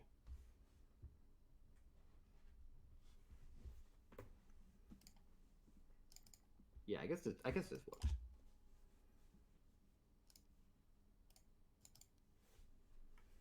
Yeah, that's fine. It's going to be a racing game. Oh, that's actually an interesting draw. Yeah, that's hilarious. Okay. So I'm just going to play Rest in Peace. Let's see if you fight over this. There we go. Good against Tarmogoyf. Definitely. So I like this. It's basically a removal spell for Tarmogoyf. And any upcoming Tarmogoyfs and Uros too. So yeah, maybe it's better than I even expected. Let's just slam in, that's for sure. Because now, this is difficult for you because you have to evaluate how much do I want to use my mana to make Hexdrinker bigger. Yeah, totally. Now let's just hope that I do not draw Become Immense. Yeah, that would be awkward. Yeah, that would be very awkward. Great, Brainstorm resolves. Okay, we'll put those back. This. Now Uro. I can feel it. Okay, no Uro. Ooh, these cards are interesting. If you have Uro here, would you shuffle it away? If you had it with a Brainstorm? Probably, yeah. Yeah. It's just like a random cantrip that doesn't do much. Yeah, totally. Exactly. And you didn't have an answer to Rest in Peace, right? I do not have an answer to Rest in Peace. So that's just staying in play.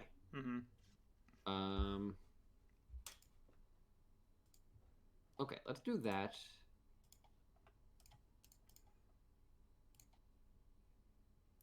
So for me, this is good because I know that the only threads that Rich still has is 2 Hexdrinkers and 4 Delvers. I've already gotten rid of 1 Delver, which means we have not that many threats left for Rich. Definitely gonna fight over this. Let's see if I can Spell Pierce. Yeah, that seems fine.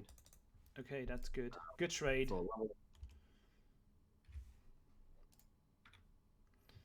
Okay. So do I want to shuffle to trim my deck? I actually think I do. Let's get Savannah.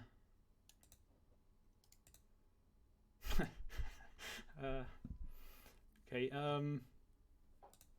awkward. Let's just slam in. Would it become a mess? No. No, not that. That would certainly be awkward.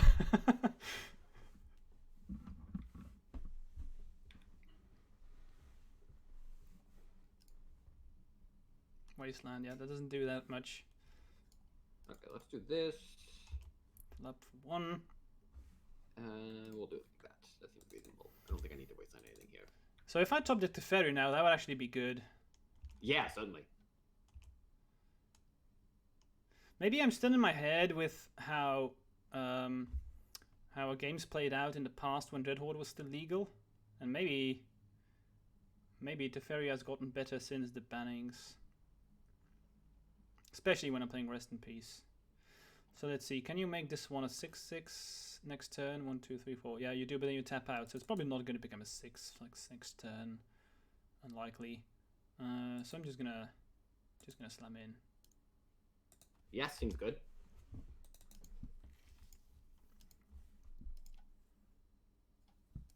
All right, let's see if this works. My Rest in Peace is clearly keeping me alive here. Yeah, it's doing a lot of work here. Yeah, let's save our agent. Or try and save it. Yep, seems good.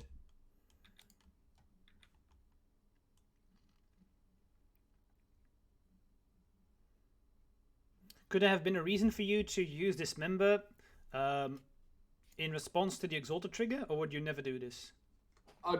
It's definitely something I consider. It's just the texture of my hand doesn't really... Like, I guess the thing is... Actually, because I know what I'm drawing and I know what my hand's going to look like, it might have just been right. I am a little bit cold to 2-pump spells there. So, but I'm going to be cold to 2-pump spells kind of no matter what. So, I think there's definitely some merit to it, no doubt. Okay, let's start... Because Dismember is the kind of one where, like, Invigorate doesn't just do it by itself. Yeah, exactly. And I guess the fact that you can just Invigorate in response... Yeah, that was probably correct. All right, let's serve in here. So, I'm actually going to block with Noble here, because I expect that I won't be able to do this anytime soon. And Rich is at 6 Infect, so I don't need Noble anymore. Another Wasteland. Good. Okay. Just do this, fire off some Wasteland. Yep. Level is up. Okay. Like that. And then we're good. Okay.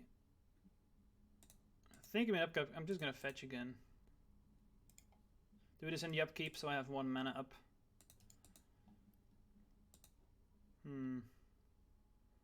Okay, let's slam in. Okay. Do nothing. Response. I'm just gonna play a second agent. Okay, that makes sense.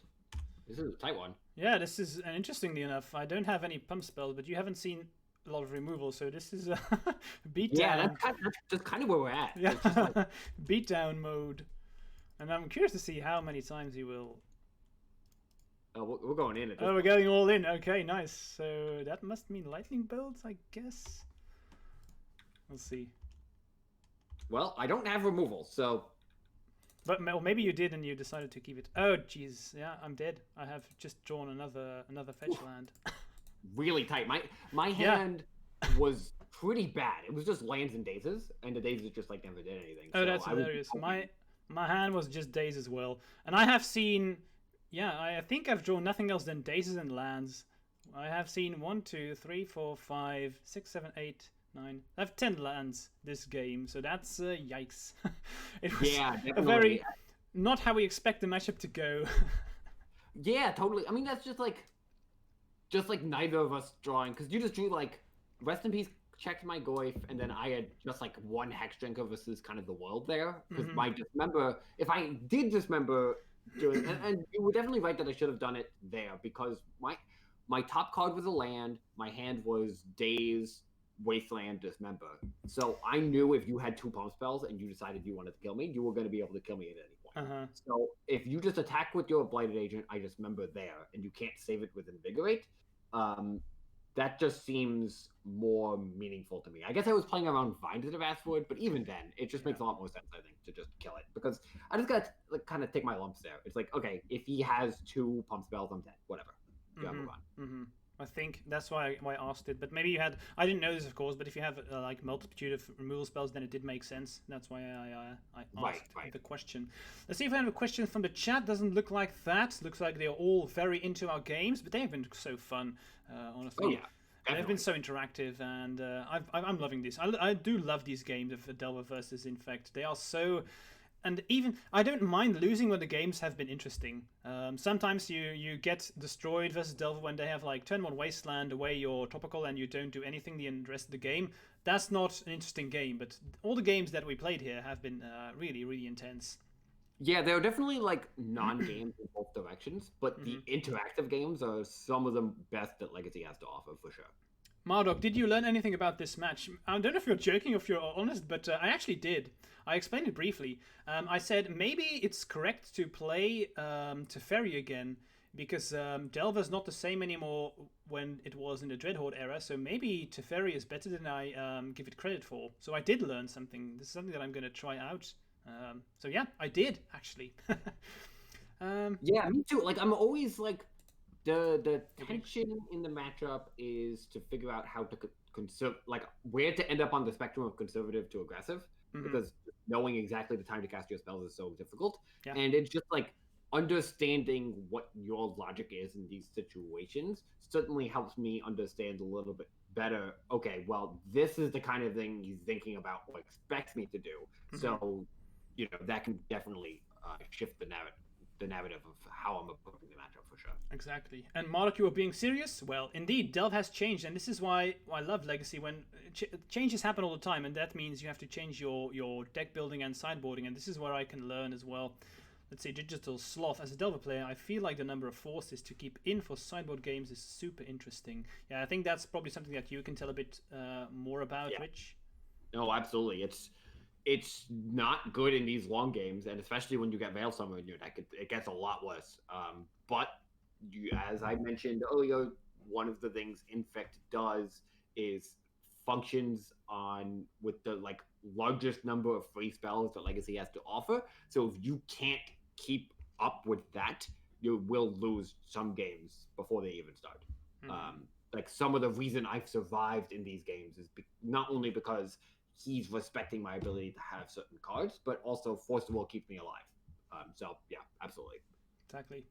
Okay, let's see. I think we have time for one more, Rich, if you have time. Sounds great to me. Nice. I'd love to. Let's see. I'm going to challenge you again. Let's see. I picked the correct deck. Last time I was playing against Eli, and I accidentally started game 1 with his Goblins list, so that was pretty funny. That is funny. All right. So I think... who started last? I had run away last time, so we'll swap it back to you. Nice, okay. Swedish Legacy Webcam, thanks for the follow, man. Cheers, appreciate it. And for everyone watching and enjoying this content, if you haven't done so, smash follow, and then you will get notified whenever I go online. So I made a boo-boo again. While I was saying this, that I actually I started playing with the wrong list. I completely added your list to play. So I'm quickly going to concede. Yeah. Because I'm not a very good Delver player. Can do things at the same time, so this happens so many times on stream. I make so many mistakes while I'm streaming. I screw up all the time.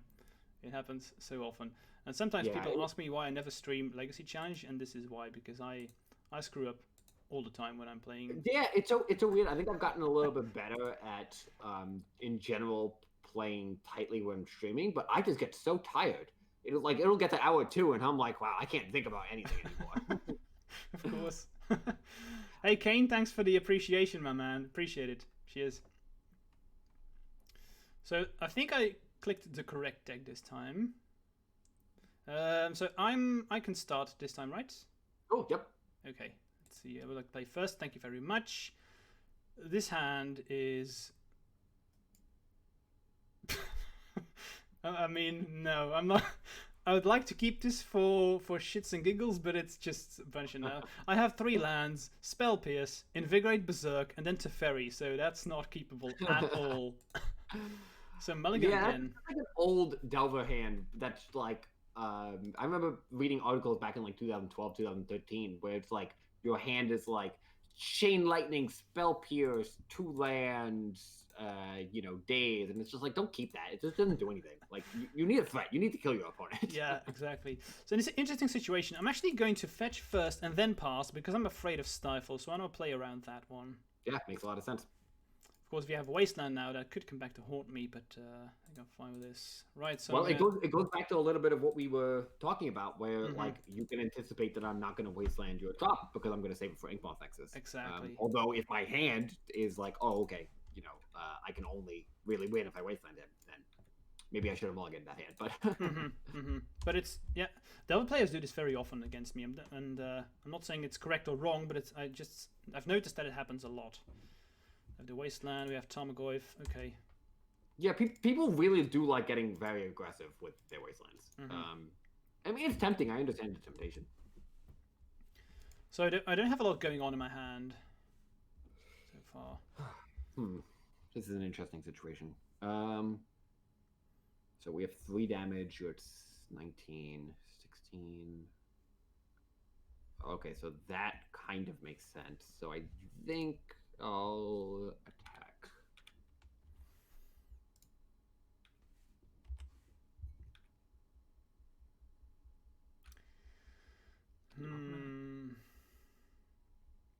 Yeah, and I'm just going to do this. I know I do this more often than most Infect players, but I love using a Berserk as a removal spell. I've gotten rid of 2 threats right now, so it's unlikely that Rich has another one. Well, you say that, but there will be a couple of them coming in here. Yeah, for sure. But I still, I mean, I don't have a lot going on, so well, okay, maybe. Okay, that's not good. Yeah, it really, of course, against the hand that's just all removable, that makes a lot of sense. Just keep the board clear. But my hand was pretty awkward. Okay, so let's just get that out of there. Okay, I'm pretty happy being able to spell pierce that one. Cool, yeah, that makes sense. But she only has 1 card left. I mean, having used the Berserk is kind of awkward now, but it's... We'll see with how many Delvers Rich wants to attack. Okay, that's a good one. Yikes. That's not good. Okay, so we have the Brainstorm. Alright, cool. This is one of those Delver starts that's pretty linear. Okay, I'm just gonna... I need to save this elf. So please no days here. Yeah. Yikes! Wow, okay. Really good Delver starts. Yeah, that's pretty damn good. Okay, yeah. Is there a way how I can steal this game? The question is, do I Wasteland you? And I think you'd have to draw Inkmoth Nexus, and even then I still have 2 Delver left to block. If you just like play Blighted Agent and have 2 pump spells, that could be tough. So I know you have 0 cards in hand, so I can be pretty aggressive here. I'm gonna put him like this, and did find a threat, so that's good. That is good. So let's fire off a second Brainstorm, see if we can find anything else. Yeah, that's decent. Another one. It's probably gonna flip too because you Brainstormed. Yeah, it's also just a blocker that lets me attack for 6. Like, because there's no... I guess you could have... I can't play around Berserk scale up or whatever, right? Because that's just going to deal more damage. That's, what, 7, 14? I'd have to put all of my creatures in front of that? Yeah, I'm not playing around that. Yeah, I'm dead. I know what's coming, so I'm dead. I have Invigorate in hand, and I have Vines coming, and then we have Blighted Agents. So I'm dead. Yeah. That was a beating. Yeah, drawing the Bolt plus the Daze was really crucial there. Yeah, and maybe if having a million threats after I acted all my threats. So if I had kept the Berserk, would this have changed? No, then even wouldn't have been good enough because then I would have been dead already. So yeah. I still think that Berserking there was correct. I mean, you'd had 5 threats here. That's not something that happens a lot, especially not when you're playing against Infect. Yeah, totally. Plus, the fact that this deck plays Uro probably makes that a little bit better because Uro, while it is a threat, it's a really, really slow threat. So you're not going to be under pressure from it for a while. So getting my early pressure off seems really good. Yeah, I agree. Taking quite a beating here. Let's submit. But and sometimes this is going to happen, you know. Sometimes you're going to get on losing streaks, and it's always, and I try to say this, but it's easier said than done. Don't get like disappointed when you lose a lot of games. Always analyze how come you lost. And I don't want to. I mean, Rich is a great player, so I don't want to like. How should I put this in English? I don't want to like downscale your performance. But I don't think the games could have gone either way in a lot of situations, and that's important to know. I don't think there was any way how I could play this differently. So don't feel bad when you lose. You're gonna lose. I mean, especially against Rich. He's a good player. So try to keep your spirits up, and yeah, don't worry about it. You're gonna win if you keep on playing. Yeah, definitely. Magic is a marathon, not a sprint. Like, exactly. Wow, you really phrased that correctly. I like that. Yeah, you really have to have the end goal in mind. If you have a growth mindset, eventually you're gonna have to win. You know, I coach sometimes, and I've had a couple of coaching sessions where people are like, "Well, when am I gonna start 5-0ing?" It's like, well, it doesn't really work like that. If you keep thinking about how to improve and get better, eventually you'll improve and get better, and that's the way it works. So. Exactly. Stay positive. You're gonna lose from time to time. It doesn't. I've had my. I'm not exaggerating. I have my 0-10 losing streaks from time to time. It happens. I've had 10-0 winning streaks from time to time as well. It happens. So yeah, it's still a game of variance. As long as I usually say wins are fleeting. Like you just appreciate all the wins you get because you're not guaranteed to win any given match. Exactly. You gotta work that. And always, I think I advise people when they're playing online to keep track of all your games. I do this. I have an Excel sheet of every single game that I play. And I always say you can only start seeing a trend after you play 100 games. Then you can see how you perform. That's what I always advise. Okay, so I'm going to start with the turn 1 Noble. Always a good thing to do. Yeah, definitely. Let's see if we find Bolt. That's a decent draw. So I guess we'll just... Oh, actually, there's a couple of different ways to play this, but I think this is the most straightforward one. So we'll go straightforward here.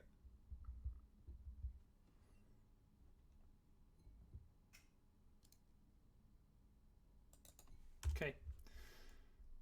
Alrighty. That was a good pickup. So I'm just going to play Nexus and Agent. This is the typical best start you can have as the Infect deck. My hand is pretty good right now, I'm not going to lie. It's the first hand that I'm really like, okay, this is pretty good. Yeah, this is definitely the start I'm most scared of, for sure. Yeah, because now you need, ideally for you, I'd guess Bolt plus Wasteland. Well, there's... I have all that. Why didn't I just keep my mouth shut? Yeah. how do I sequence this? Yeah, that's the... Okay, this is interesting because I always wonder when my opponent has this, how do they sequence? But I'm going to let you talk for now because I want to hear from you. Yeah, because it's so... I think you have a daze in your hand, so that kind of makes things awkward because I kind of have to bolt first, but I could just leave the Delver back.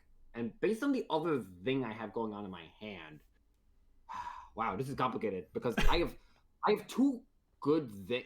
I have bolt, but I have other good things going on against your board, but it's a little awkward. So how I sequence this is challenging, and then I have force of negation, not force of will. So that changes how I want to interact in terms of timing as well. For people who don't know this, you can't use force of negation in your own turn. So imagine if Rich bolts and I have a pump spell in response, he can't force a negation my pump spell.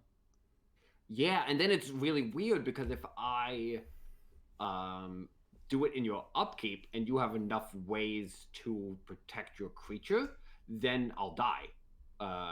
If you just like go invigorate and then force a negation that and you flush a storm or whatever, then like you could easily kill me from that situation because now you have 5/5 or 6/6 attacking. I think it's just best to play conservatively here. Like I think this is gonna give me the best chance to win considering what I have, and I know what I'm working towards with my hand. Like my hand just needs one specific thing, and then it's gonna work really well. It's interesting to me that you didn't attack with a Delver. Can you tell me why you decided not to attack with a Delver? Because since Agent is unblockable. Well, I don't want you to attack with both your creatures. It's like if you have, it's like of course I can just get in for 3, but if my plan is to bolt the Blighted Agent at some point here, it's just like disincentivizing you from actually attacking with Inkmoth Nexus. You have a Pendelhaven in your deck, correct? So that could be another situation where you like play Pendelhaven, animate Inkmoth, attack both your creatures, and now it's like okay, now if like it gets kind of awkward, I'm not just eating your Inkmoth Nexus. It just seems right to just be a little safe here. I think my hand is good enough. I'd rather just play as conservatively as I possibly can at this stage. But it could be wrong. It's very conservative. So I have an interesting draw here. I have so many ways I can do this, but I'm gonna do the same as you. I'm gonna play it conservatively, and I think I'm just gonna start by going to the combat phase. I'm allowed to attack, and I'm gonna slam in. Yeah, that makes sense. And I think this is typically how you can tell that you have experienced players or less experienced, because we clearly respect each other's decks a lot, and I think that I do coaching from time to time as well, but of course for Infect, and I always say that you have time. Infect is not a combo deck. That's what I always say. It can be, but it doesn't have to be. So pick your spots, and especially since I know about the bolts, I'm going to play it safe, because if I could destroy myself completely here if I play this incorrectly. So pick your spots to fight for it, and yeah, totally. I guess for you it's going to be pick the spots to use your removal, probably. Yeah, I think based on my hand, this makes the most sense for me, I think. Yeah, and I'm just gonna try and save my agent. Okay, so let's just go. Let's go for the full thing here. It makes my hand a lot less awkward too, which is like pretty nice. And hopefully, I'm gonna have like full value here. Yeah, that's pretty good. Okay, excellent. That's really good from my side. What did you pitch? A Delver. Okay. Okay, so I know what I need here, and it's unfortunate because I didn't draw it, but that's okay. So Rich now has 3 cards, and I have 4, so that's good. Veda Summer is really, if you can exchange it with a Force Will, that's like complete nuts. Yeah, that's definitely the best case scenario. Yeah, it's for sure. Really hard. It's part of the reason like Force Will is like kind of awkward in the matchup too. Mm-hmm. I just don't know if I can really play around this anymore. So I think I wanted to draw land for this rough to be able to cast it safely, and I just don't think I can do that anymore. Okay, so I'm gonna have full value again. Yeah, there's just not much I can do there in terms of like sequencing. No, I think you have to try it the way you played it. And now I feel like I can attack because you're just gonna attack Blighted Agent because I'm tapped out. So, although realistically, at this point, I'm putting myself as a pretty low percent to win. Again, I have 2 ways to do this. Let's see. And the question is, how much do I respect a potential daze? That's the question that I have to ask myself here. I think...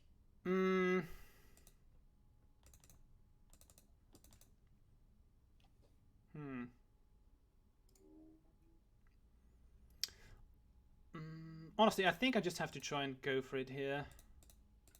Make you have daze. You don't have another Force Will, I know that for sure. So let's see if this works. Yep. All good. Okay, then we win. Yeah, that was like the awkward part about my hand, and that's like why I generally don't ever feel super safe in this matchup. It's like my hand was good, right? Lightning Bolt, Wasteland, all the cards I really needed, and a Force Negation. But there's just so much counterplay you can have, which makes it really awkward. And I think the last games we had was really how what happens if your hand and my hand is pretty medium, not very good. But now both our hands were pretty insane. Then the game is really about, okay, if this happens, then like the best thing to do here is that. But I think that the most important part here was probably me having the Veil of Summer. That was a blowout, I think. The Veil Summer was really good, and the days that I kind of suspected you had on turn 1, I kind of felt you waiting, like thinking about whether you were going to daze my Delver. Yeah. And it was, if I drew the land, I would have felt a lot safer going for what I was doing. The fact that the Rough Tumble got countered by the daze was really tough.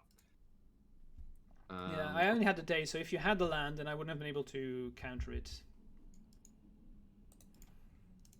Okay, so this hand's good. It's not excellent like last time, but it's still a good hand. Yeah, I agree with this hand. Turn 1, Delver. Nice way to start. Exactly. I have turn 1 Noble, so good start on my side as well.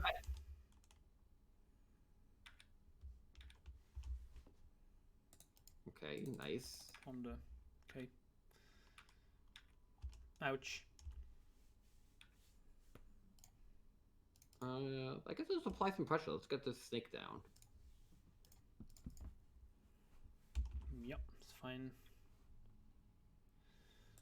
Okay, I'm gonna apply some pressure too. So that's really so good, you know. Nexus into Agent is always great.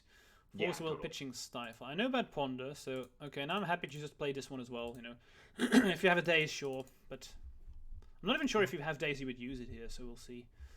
Brainstorm. Okay, I like dazing here. Okay, yeah. Based on like my hand was of course Brainstorm Ponder, and I only have these 2 lands, so it felt like the texture of my hand was a bit weird enough where I should just be okay trading with your daze there. Now I have a 1 Ponder, so I didn't resolve Agent, but I do feel like this exchange was okay. Not excellent, but I'm not complaining.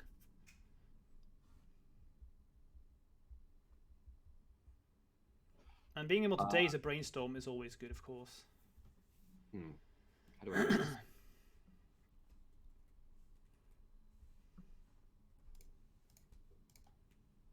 Okay. Fire that off. Okay. Fire this off. Okay, it's unfortunate, but at least you have 0 cards in hand, which Yep. means that makes it more difficult. you know what's coming, so how much protection do I want?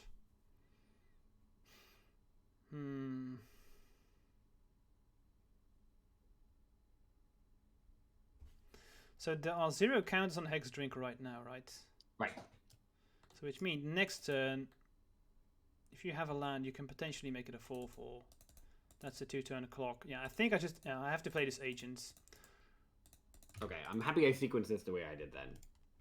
So I'm gonna Pyroblast your Blighted Agent. Yeah, that sucks. And then we'll level up. And this is, remember when I talked about there are 2 lines you can take, but I'm not sure. Sometimes it's personal preference. I had Spell Pierce in hand, and I had to think about what's going to be on top. Is it going to be a land to put pressure on me, or is it going to be a removal spell? And then I want to have Spell Pierce. And so I could see the potential to go for both of these, but what I was afraid of, if you have a land on top and you put Hex Drinker to a 4/4, and then I play it safely, play Agents, and have Spell Pierce up, I'm still going to die because I need to block. Yep. And you're not winning because you're in the abyss. Exactly. And this is why I played it the way as I did. But yeah, of course, now it comes back to haunt me. But the pawn was pretty good too, so sometimes you just need to make him have it. I'm gonna... Do I want to attack? Well, you have to chump block, right? Because now it has 1 counter. Oh, right, yeah, so that means I will not attack. So, yeah, let's just do that. Okay. Is there a way how I can still steal this win here? If I find swords... Yeah, I'm still playing swords. I haven't seen one just yet. But then I would have to shuffle, and I'm still taking 4. So, yeah, I think... Yeah, I think you needed an Invigorate into swords there, right? To Invigorate to block the Hex Drinker, and then be able to swords the thing. Exactly. Yeah, I'm probably dead, but let's brainstorm. It's like that's a classic legacy move. It's like, let me give myself options. Yeah, let me see if I have a small shot at doing something, which I do not. Unfortunate. Follow-up was pretty good, but no. I think this is the game very often also becomes is who is able to empty his hand as efficiently as possible, because you're at 0 cards, but it's fine. You can. I have 6 cards in that hand with the brainstorm, but it doesn't matter. If you're dead, you're dead, right? And that's the similarity between our decks too, right? Where like that part of that's the reason that's happening is because we're playing pressure early. So like, yeah, they can have a million cards in hand, but can they actually beat what you've presented to them? And that's the power of Delver, and that's certainly the power of Infect. Exactly. And I think that's the same where last game, this was definitely a situation of being on the play is important. Because being able to start with Noble on turn 1 and then Nexus plus Agent on turn 2 when you are on the draw, that's so much different than in this situation. I had the same, but I was on the draw myself. Absolutely, and that's definitely a lot more difficult then. Right. These games have been amazing. I had had so much fun, and I think a lot of people in the chat, if I read correctly, they thought it was very educational as well. So these games have been amazing. Quickly want to shout out to the chat if you have any questions for us, guys. Now is the time to do so because I'm about to wrap up the stream because where I live it's after 10 o'clock and I have to work tomorrow. So almost time to go to bed for me. But yeah, this is great. Maybe you can tell us, Rich, where we can find you on your social media, etc. Yeah, so if you ever want to find some of my Magic postings, twitter.com/learntolove66. That's, I generally just only post about Delver. I write for Channel Fireball. I'm sure some of you have seen that. I write weekly deck guides and all different kinds of stuff on Channel Fireball. And I've been streaming. I'm trying to get maybe a weekly stream in here and there. So that's twitch.com/learntolove6. And yeah, and basically just Delver content across the board. So, and yeah.